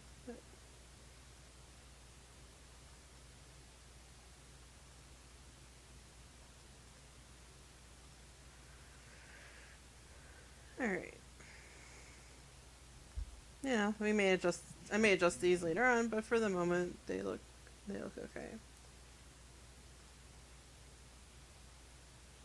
So this is choose pictures panel.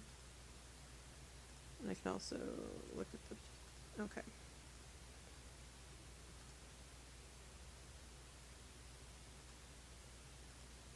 So let's zoom in over here. And the other thing is I think I want that to, well, I don't need to fill the space yet, but I do want the picture to fill the space.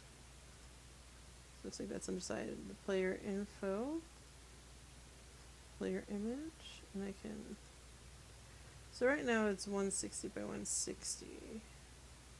But I can enlarge that to fit in the space. So I want it to stay inside of the border, but although we may end up changing the border later. But for now, I think this is alright. And let's see.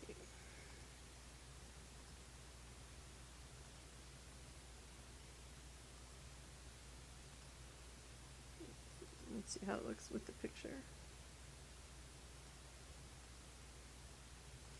Okay, so it's leaving a bit of a gap on this side, but it's a little nicer than it was. I'll move it over so it doesn't do that, and it looks like it applied to these two.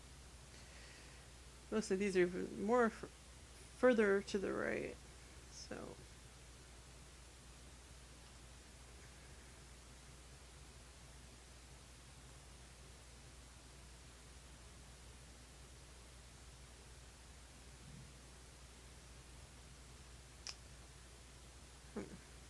Let's make that exactly right. Exactly one. So it's an exact square.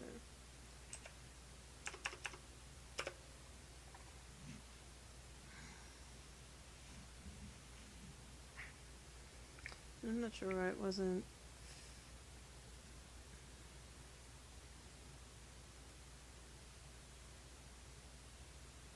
Well, let's test it out. Let's put in. So it looks right in the editor. It just doesn't look right when we press play. But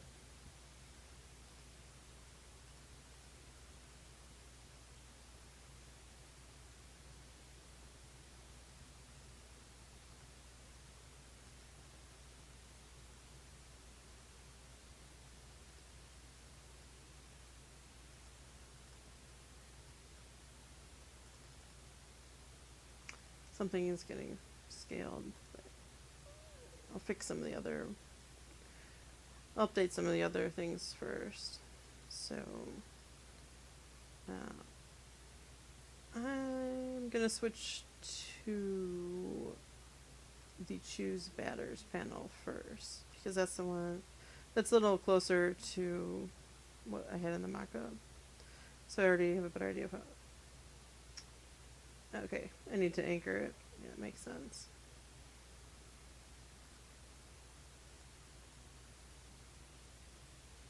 Okay, so it looks like it's on there. So then I will stick to this for now. Alright, so let's go ahead and anchor those pictures.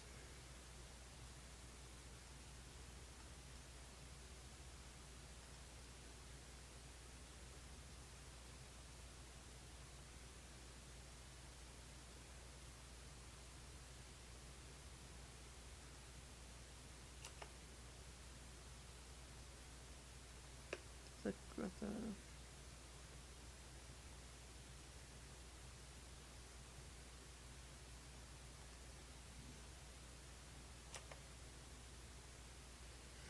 I haven't used the because we've been using ngui for sentinels, so I haven't used this as much. But it seems like that would make sense. Yeah, because that was it. Well, let's try it and see.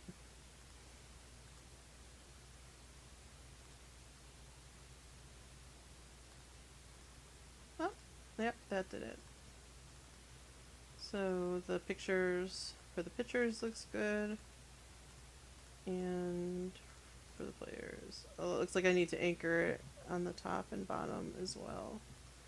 So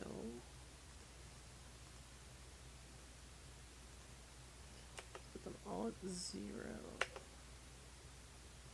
I don't know if the pivot matters, so I'll leave that.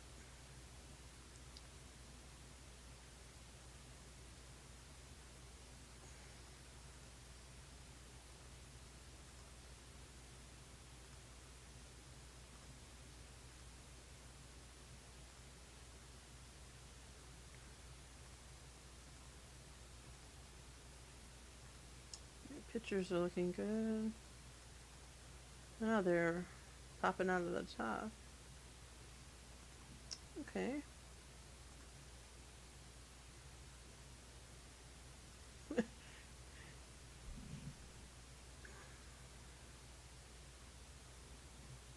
Okay, maybe the pivot does matter.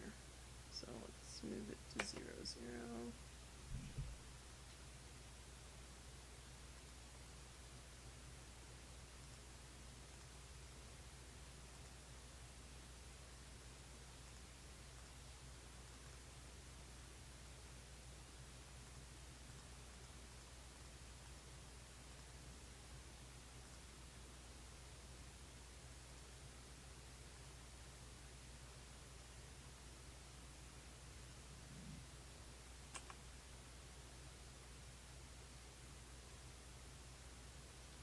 Offset.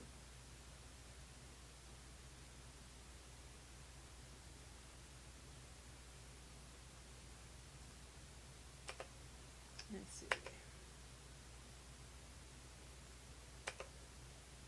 There we go. Now it's fitting exactly where we want it. So apply and press play.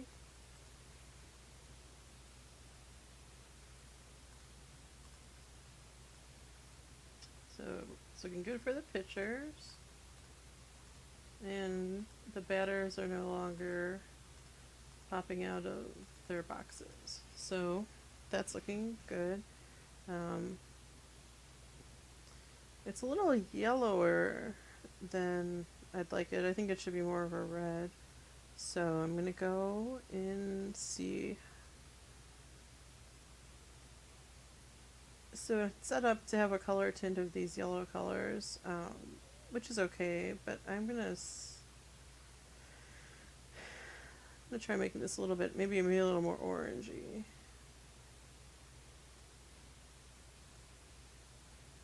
I'll try that. That might be too much, but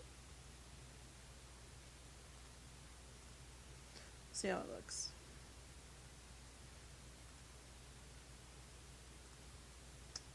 Yeah, it's a little too red, but I like it better than the yellow. So I think I'll keep that for now. I'll need to change the other highlight colors to be more in line with it.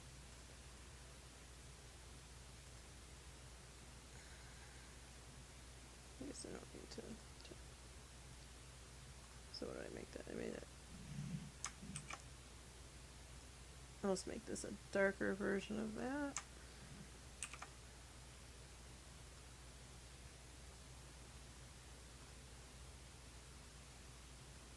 And I'll press apply. I'm keeping the highlight as like a lighter yellow because I think that works. Or the regular version. So yeah. It's a little too red, but I'll tone that down.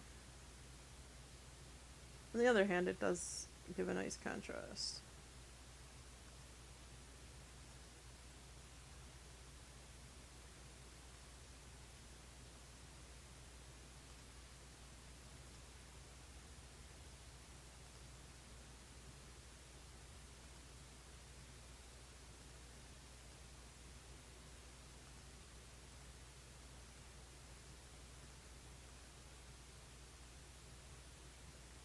Okay, I think the next thing I'm going to take a look at is the text.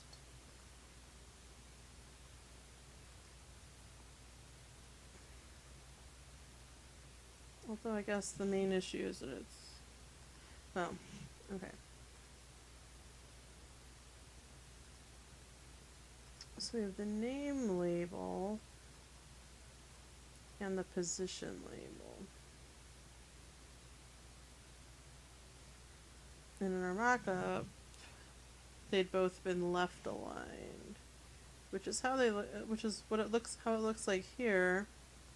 But I noticed when I pressed play that they were not. That the positions were indented. Which might be okay, but I think I'd rather have them be lined up. And maybe a little bit bigger, because there's a lot of empty space in these boxes. So, first thing, yeah, probably they probably are not anchored at all, is my guess. Or not. Yeah, it looks like they're just the defaults, which are in the middle. So maybe that's the first thing I will do. Oh, that's interesting. The name label is anchored. It's your own one, but the position label is not.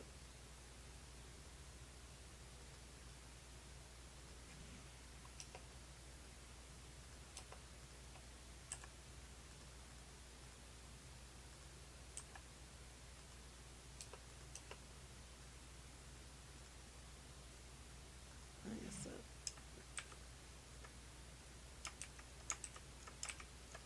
I'll make them match.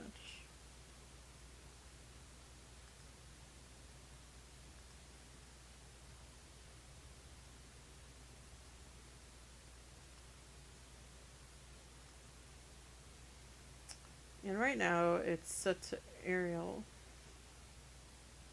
You can check the anchor.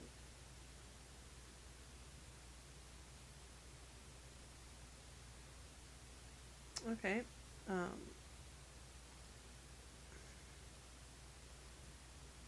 That didn't work. Everything did not stay where it should.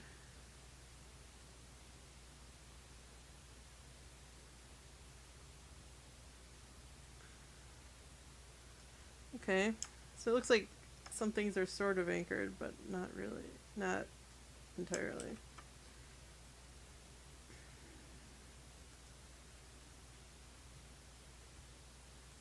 So I think I will put those pivots at 0.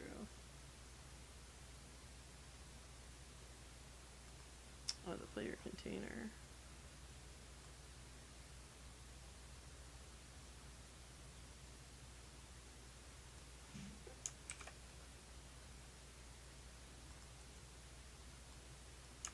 Oops.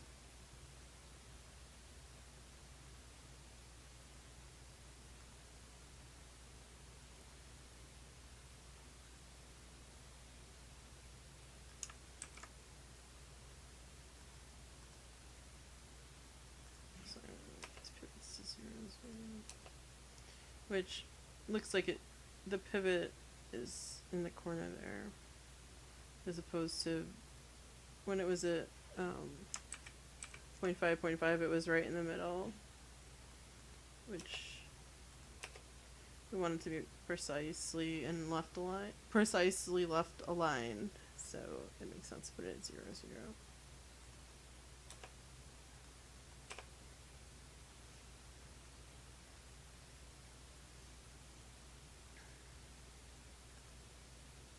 Now if I resize this, it keeps the picture sort of in the right place, but it stretches it. And of course I'm also not stretching it in an even way. If I stretch it evenly, if I size it evenly.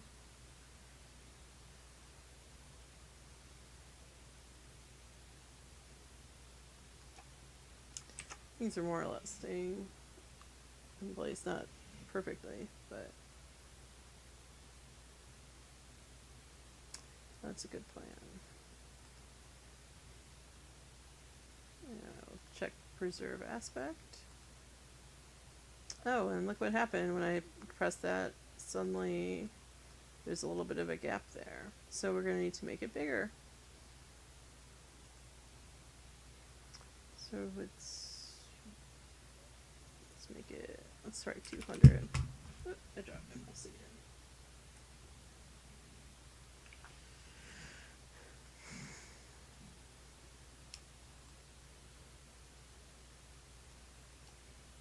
Let's make it 202. Okay. And so now it is keeping the image the same size.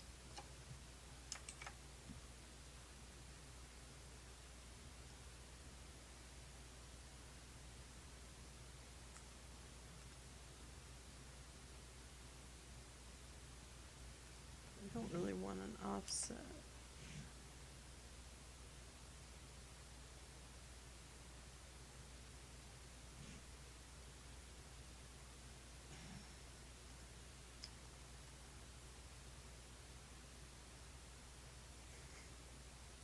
Yes, I'm going to go with the being careful to make sure the size of the cell is the same on both panels.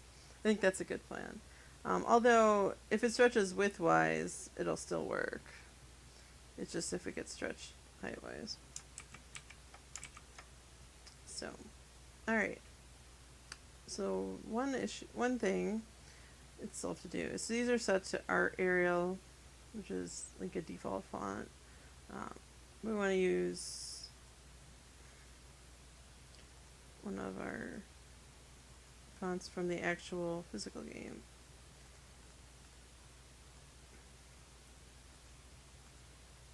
So let's try this one in italic. Not exactly what I was thinking, but the other one's like an italic. That one's not bad. That looks about right. I'm also going to move this down a little bit lower in the cell.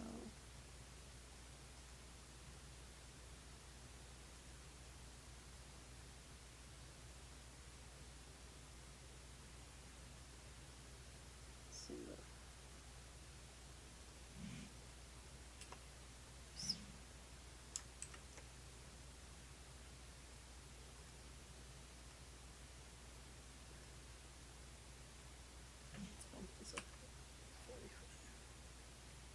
and the name label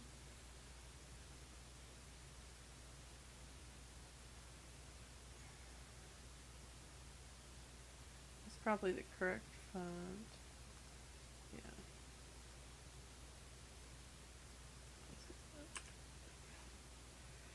My only concern about making it bigger is that their names won't completely fit, but we can try it.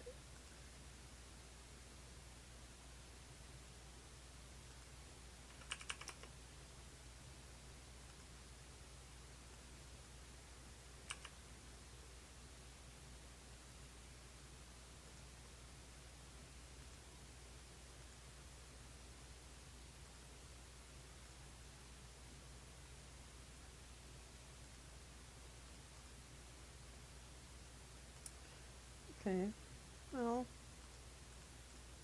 it doesn't look like we're in any danger of the names not fitting. But we do appear to have lost the names of the batter. So that's always an exciting thing to happen.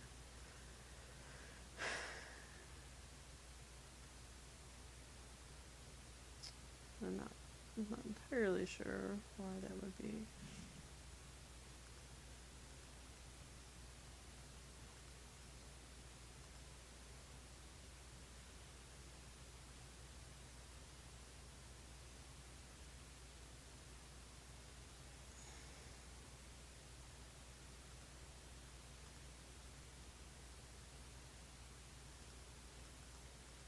Showing up here.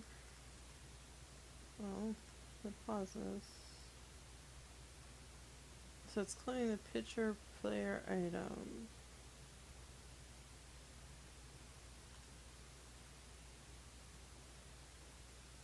So it looks like there's something is goofy with the actual prefab.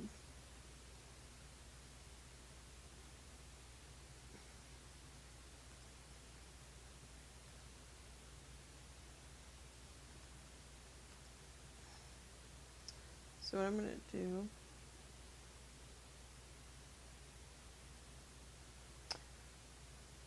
that makes sense.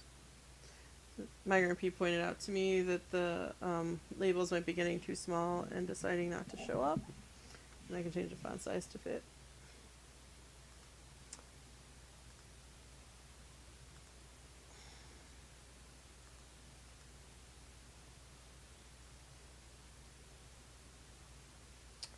Yeah, so right now it's set to wrap and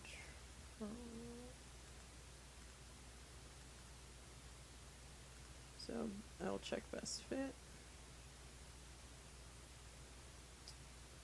I'll do the same for the position label.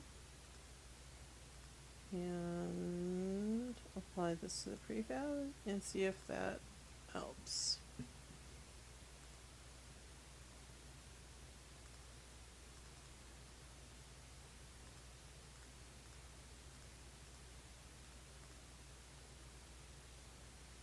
Well, showing up, but I'm a little concerned because it's missing the starting picture box. Because I turned that off instead of turning this off. Now that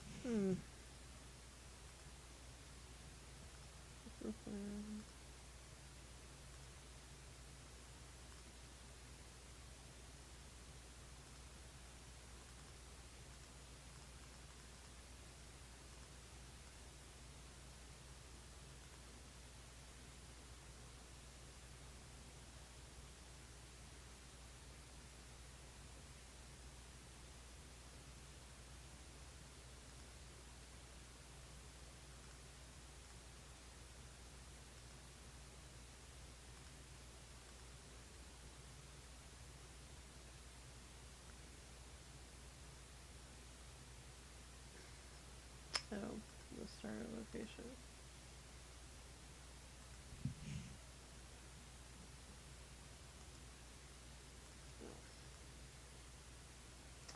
Makes sense. Yeah.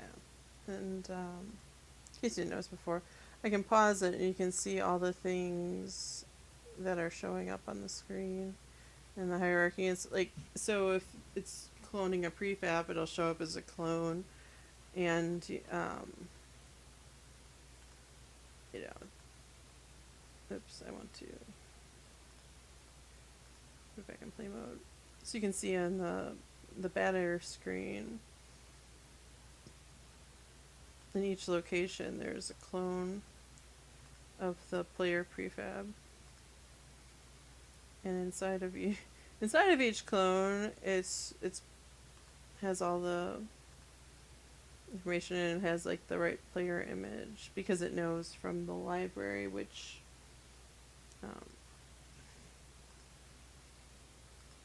player to pull up.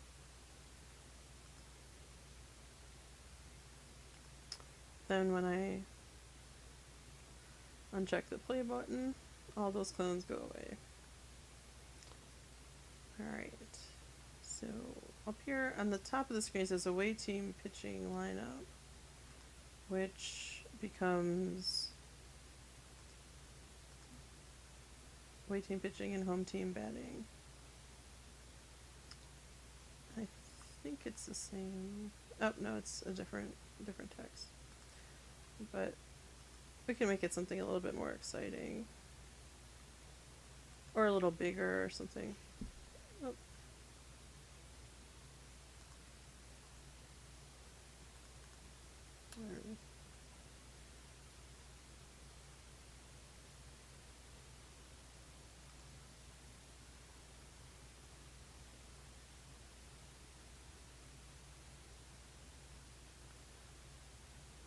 You can also add in the fun artwork at the bottom too.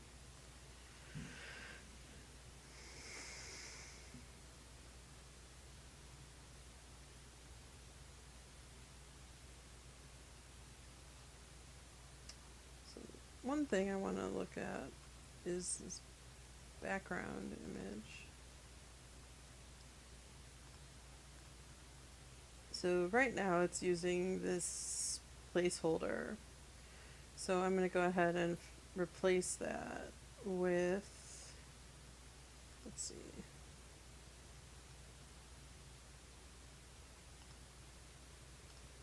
white card texture, give it a little bit of texture, which isn't a terrible idea. But if you notice, things are stretched out because it's set to simple. But if I set it to tiled, it'll look a lot nicer. So I think that's a decent background to start with.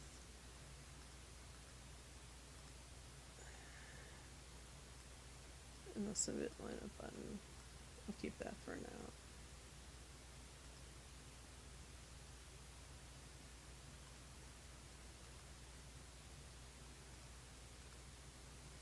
So this lighter box around it.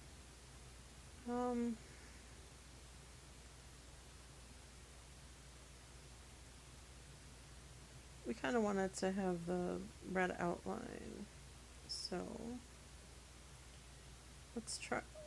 First, I'll try some of the different things that are in here already. Because I know I have some buttons. It's like I have a textured button, which isn't terrible, but it's not exactly right. This textured box. It's a little bit closer. Those rounded corners.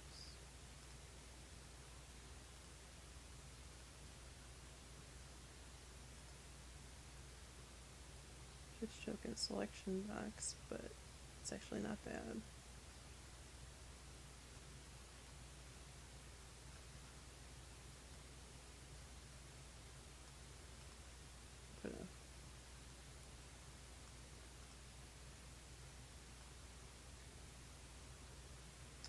Yeah, I think I'm gonna use the fatigue, or not fatigue box.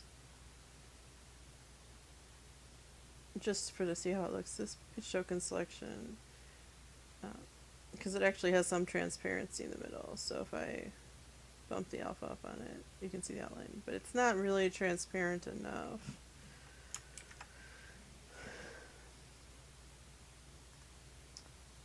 But for now, it'll at least show us where we want the lines to be.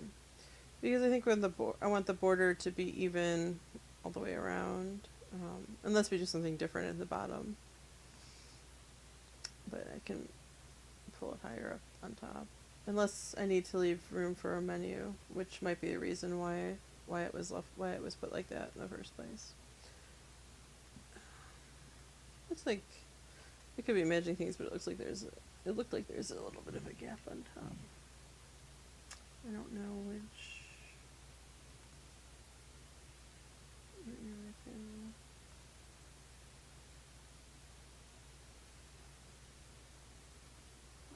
Oh. Okay.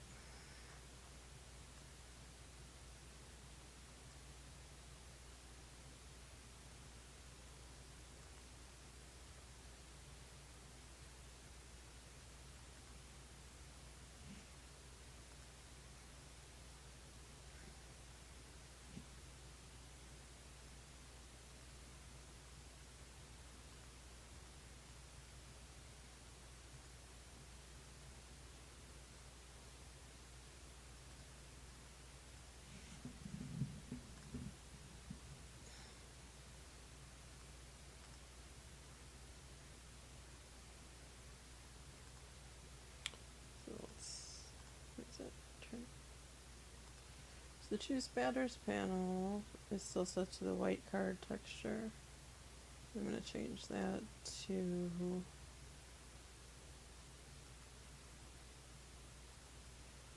actually let's see how this looks. It's a little bit pink. That's a little bit too dark. So I'll actually put it back to being semi-transparent, and I'll use the same image that I put in the batter screen. Except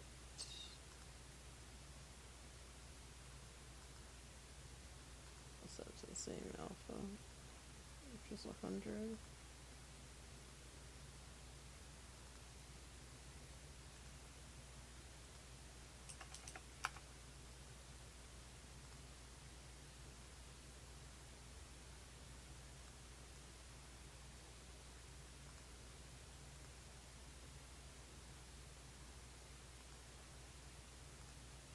Yeah, so they're both using the post pitch token selection box image, which I think will probably get replaced by. It really should just be a red outline.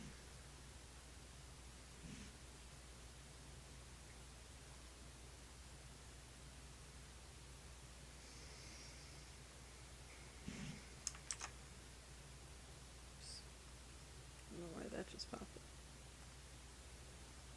So let's see.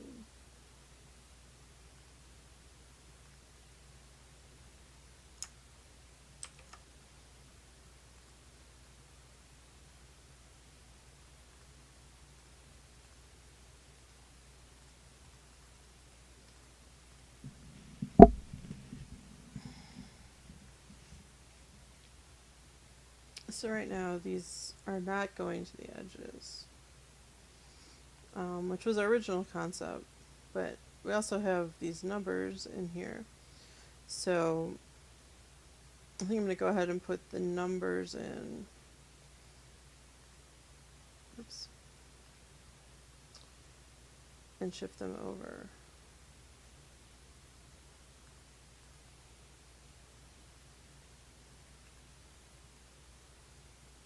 And the screen will still need some design work, but for the batter lineup, let's do that.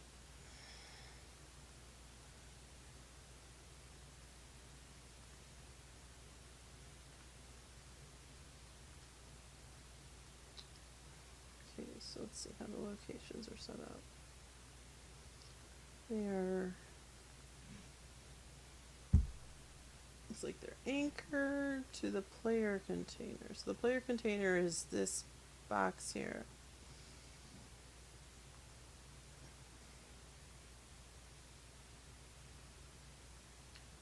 So it goes from all the way across in the X. I want it to be 0, 0 to 1. And I'm going to set all these pivots to 0 as well.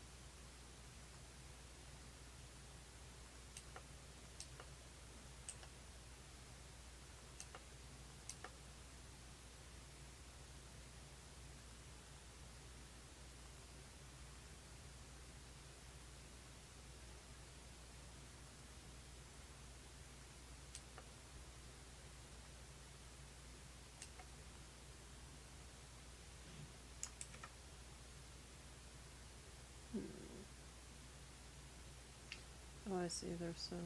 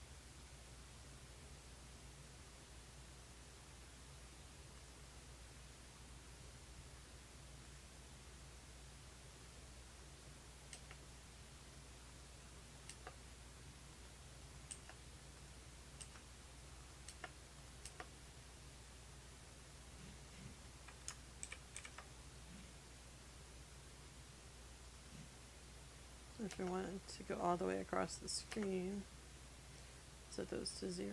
And I guess we want to leave some room at the bottom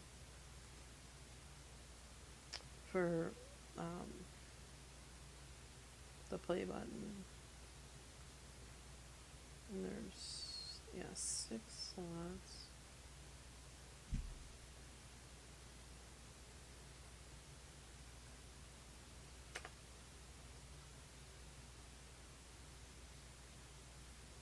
Looks like they're 941 pixels high. Or units high. So I'm just gonna leave those numbers because they look like they're probably right. Although they're probably gonna get shrunk if we, well, oh, I see.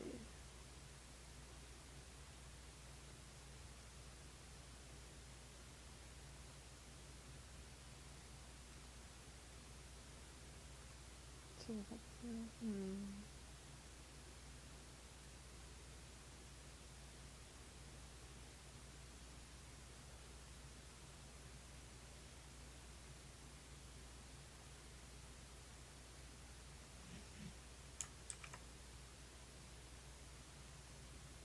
go ahead and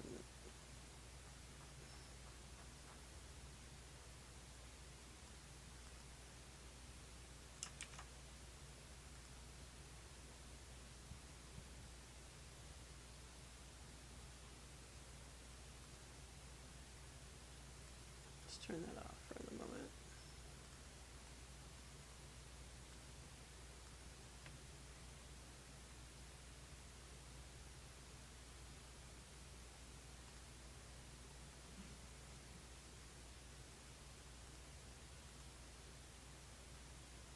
So now the boxes are going all the way across the screen. It does not look like they're perfectly lined up, because there's like gaps in between some of them.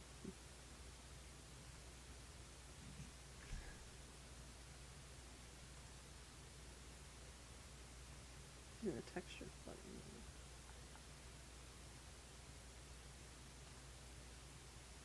I'm wondering if we could do something better than that. It might make more sense to use. Actually, I think that's okay. And remember too that sometimes things look a little fuzzier in the Unity editor than the final build.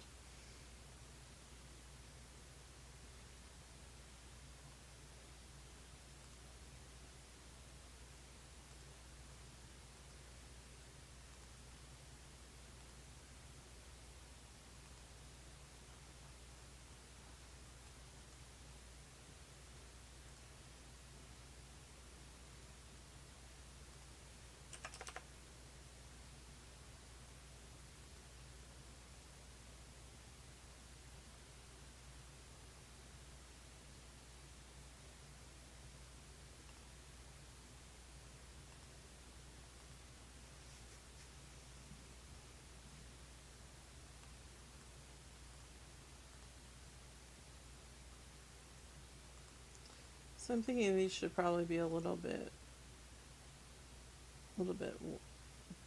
taller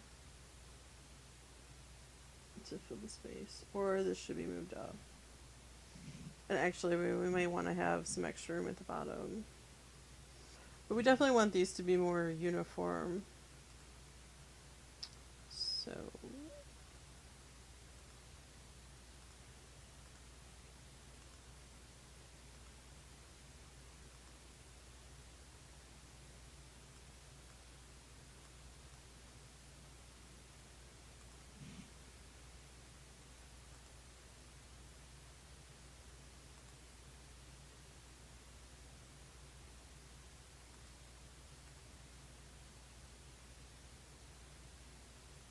these are doing some interesting things.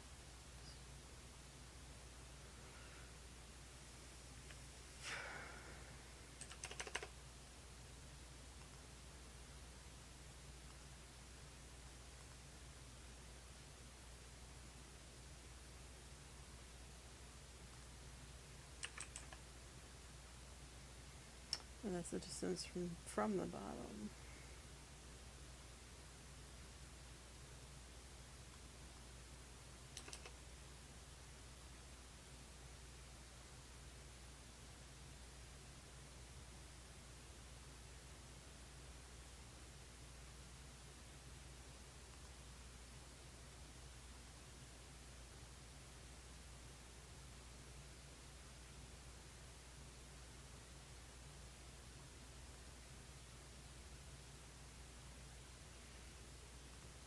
See how tall is this?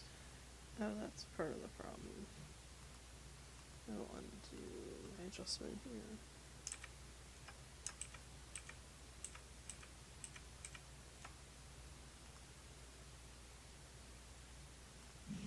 We want that to be lined up with the bottom. There we go. And it can actually, it doesn't need to be quite at the top.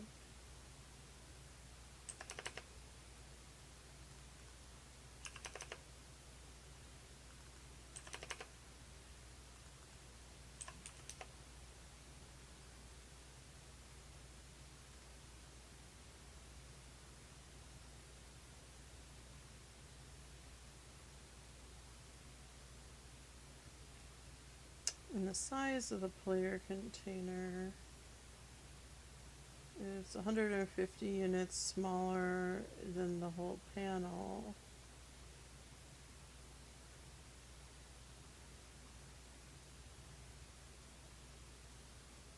And these anchors should probably be more units.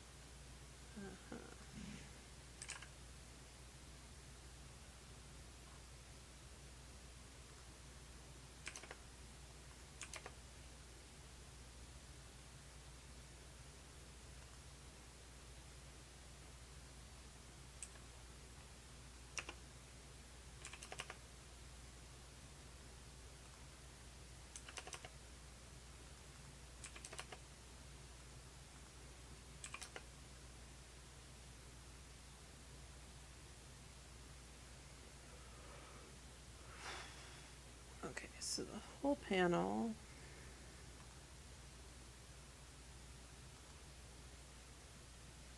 the canvas is set to 1080 by 1920. So it'll be like a 9 by 16.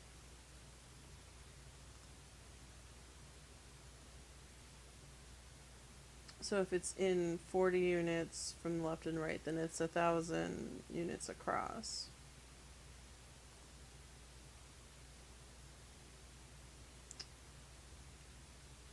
Let's see, how tall is it?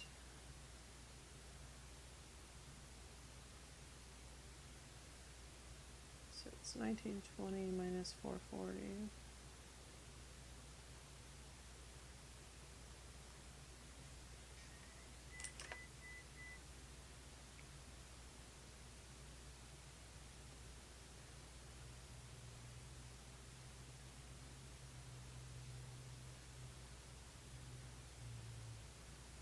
So it'll be 1,500.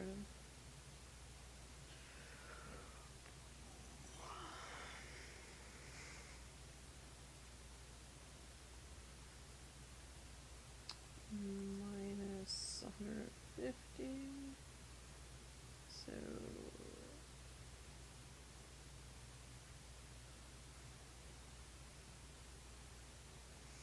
trying to get it to be a nice round number to make it easier to divide by 6, but all right.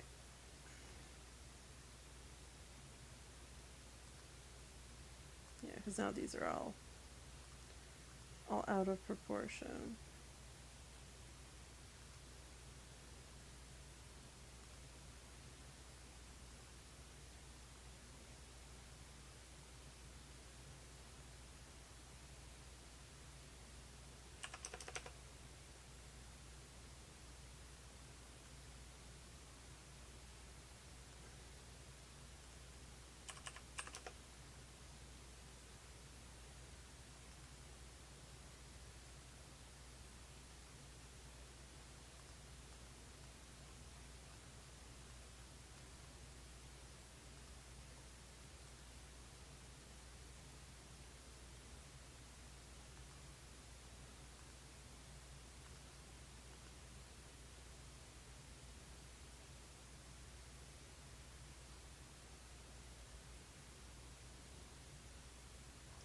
Oh, that's why they were percentages before. So I just made it a lot harder on myself.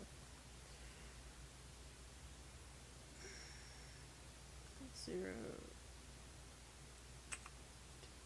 point.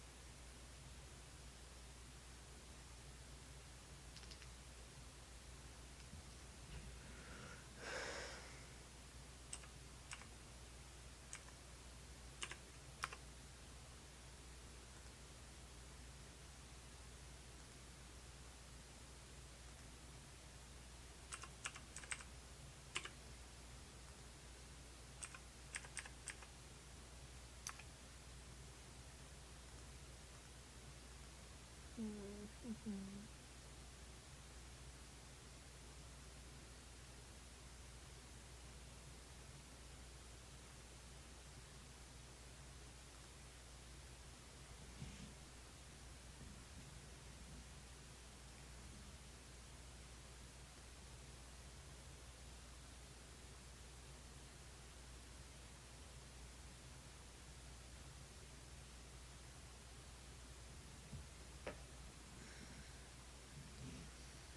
It's not working the way.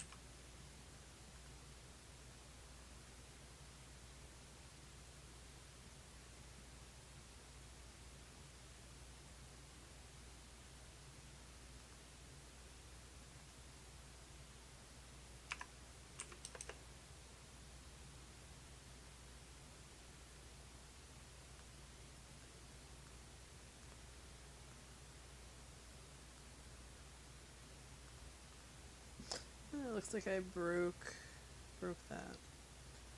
So fortunately, I don't think anything important happened since I saved last. So I'll just reload the scene.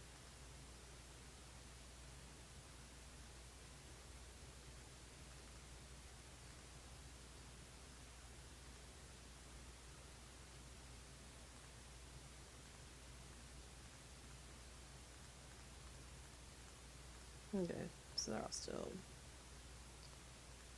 more or less in the right spot.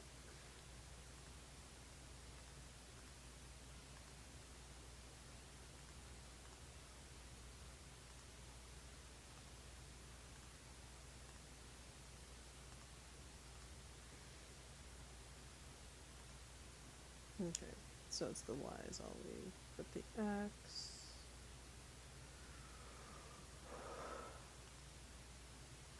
Okay, looks like those were all. Alright.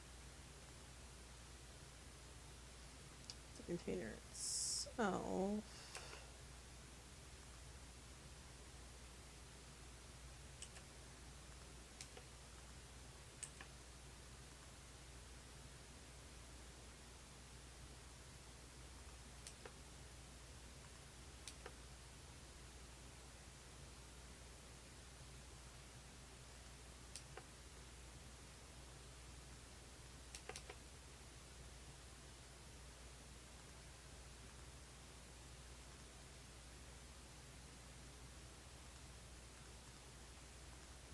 Alright, now it's looking. Now it's where I want it to be. Um, they are not fitting correctly, but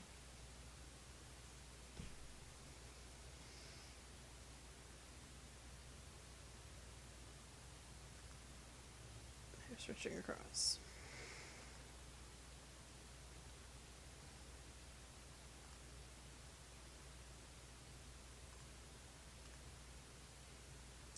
And we want to put, if we want to put these numbers in, then we're going to need to shift this whole thing over somewhat. So let's say 200.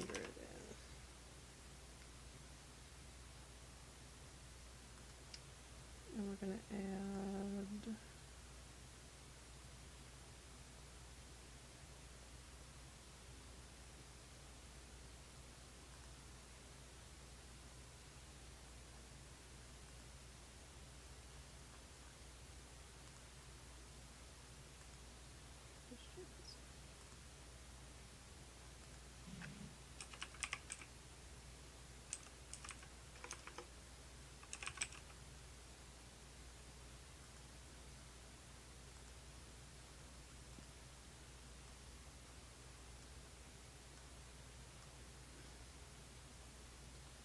call this a number box.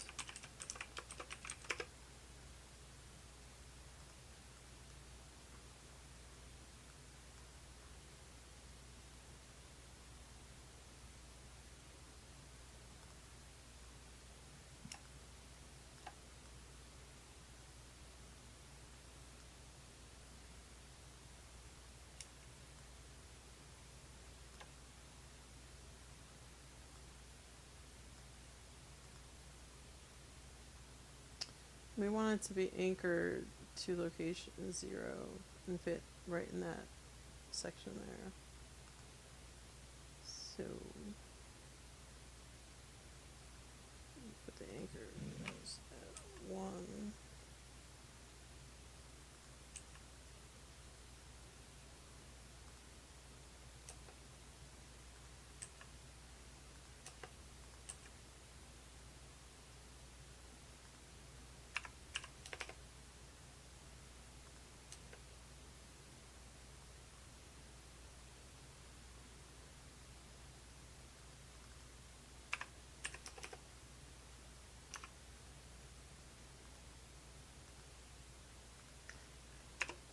Because we know that it the whole screen is 1,000 across, and we have 40 on each side.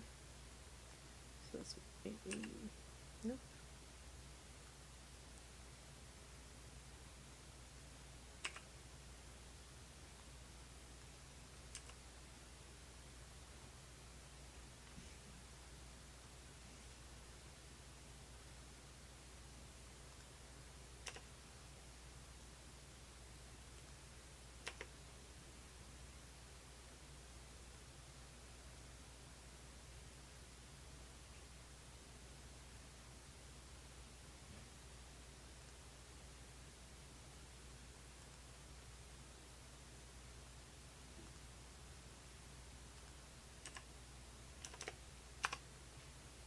Alright, and then we'll be putting a number in each one of these boxes.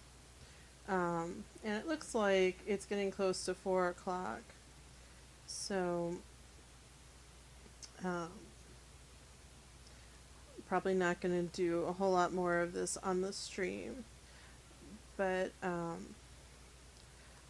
add a number in here so you can at least get the idea of where this is going.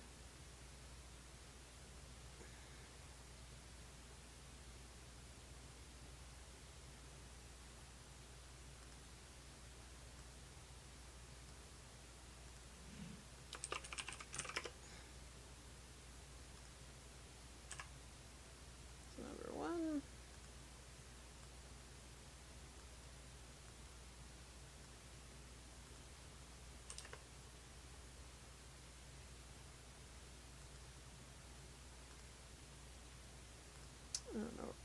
let's see, where did my number go?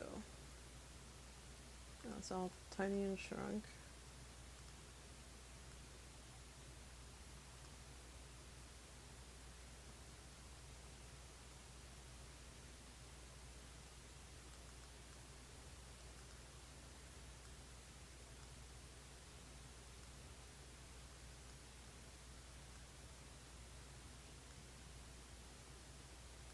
Center of the box.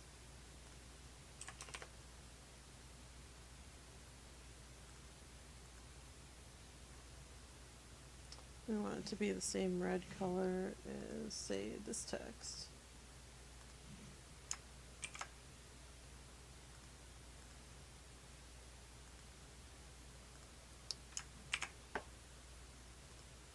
Alright, and then I'll do the same thing for all of the different locations, and then so let's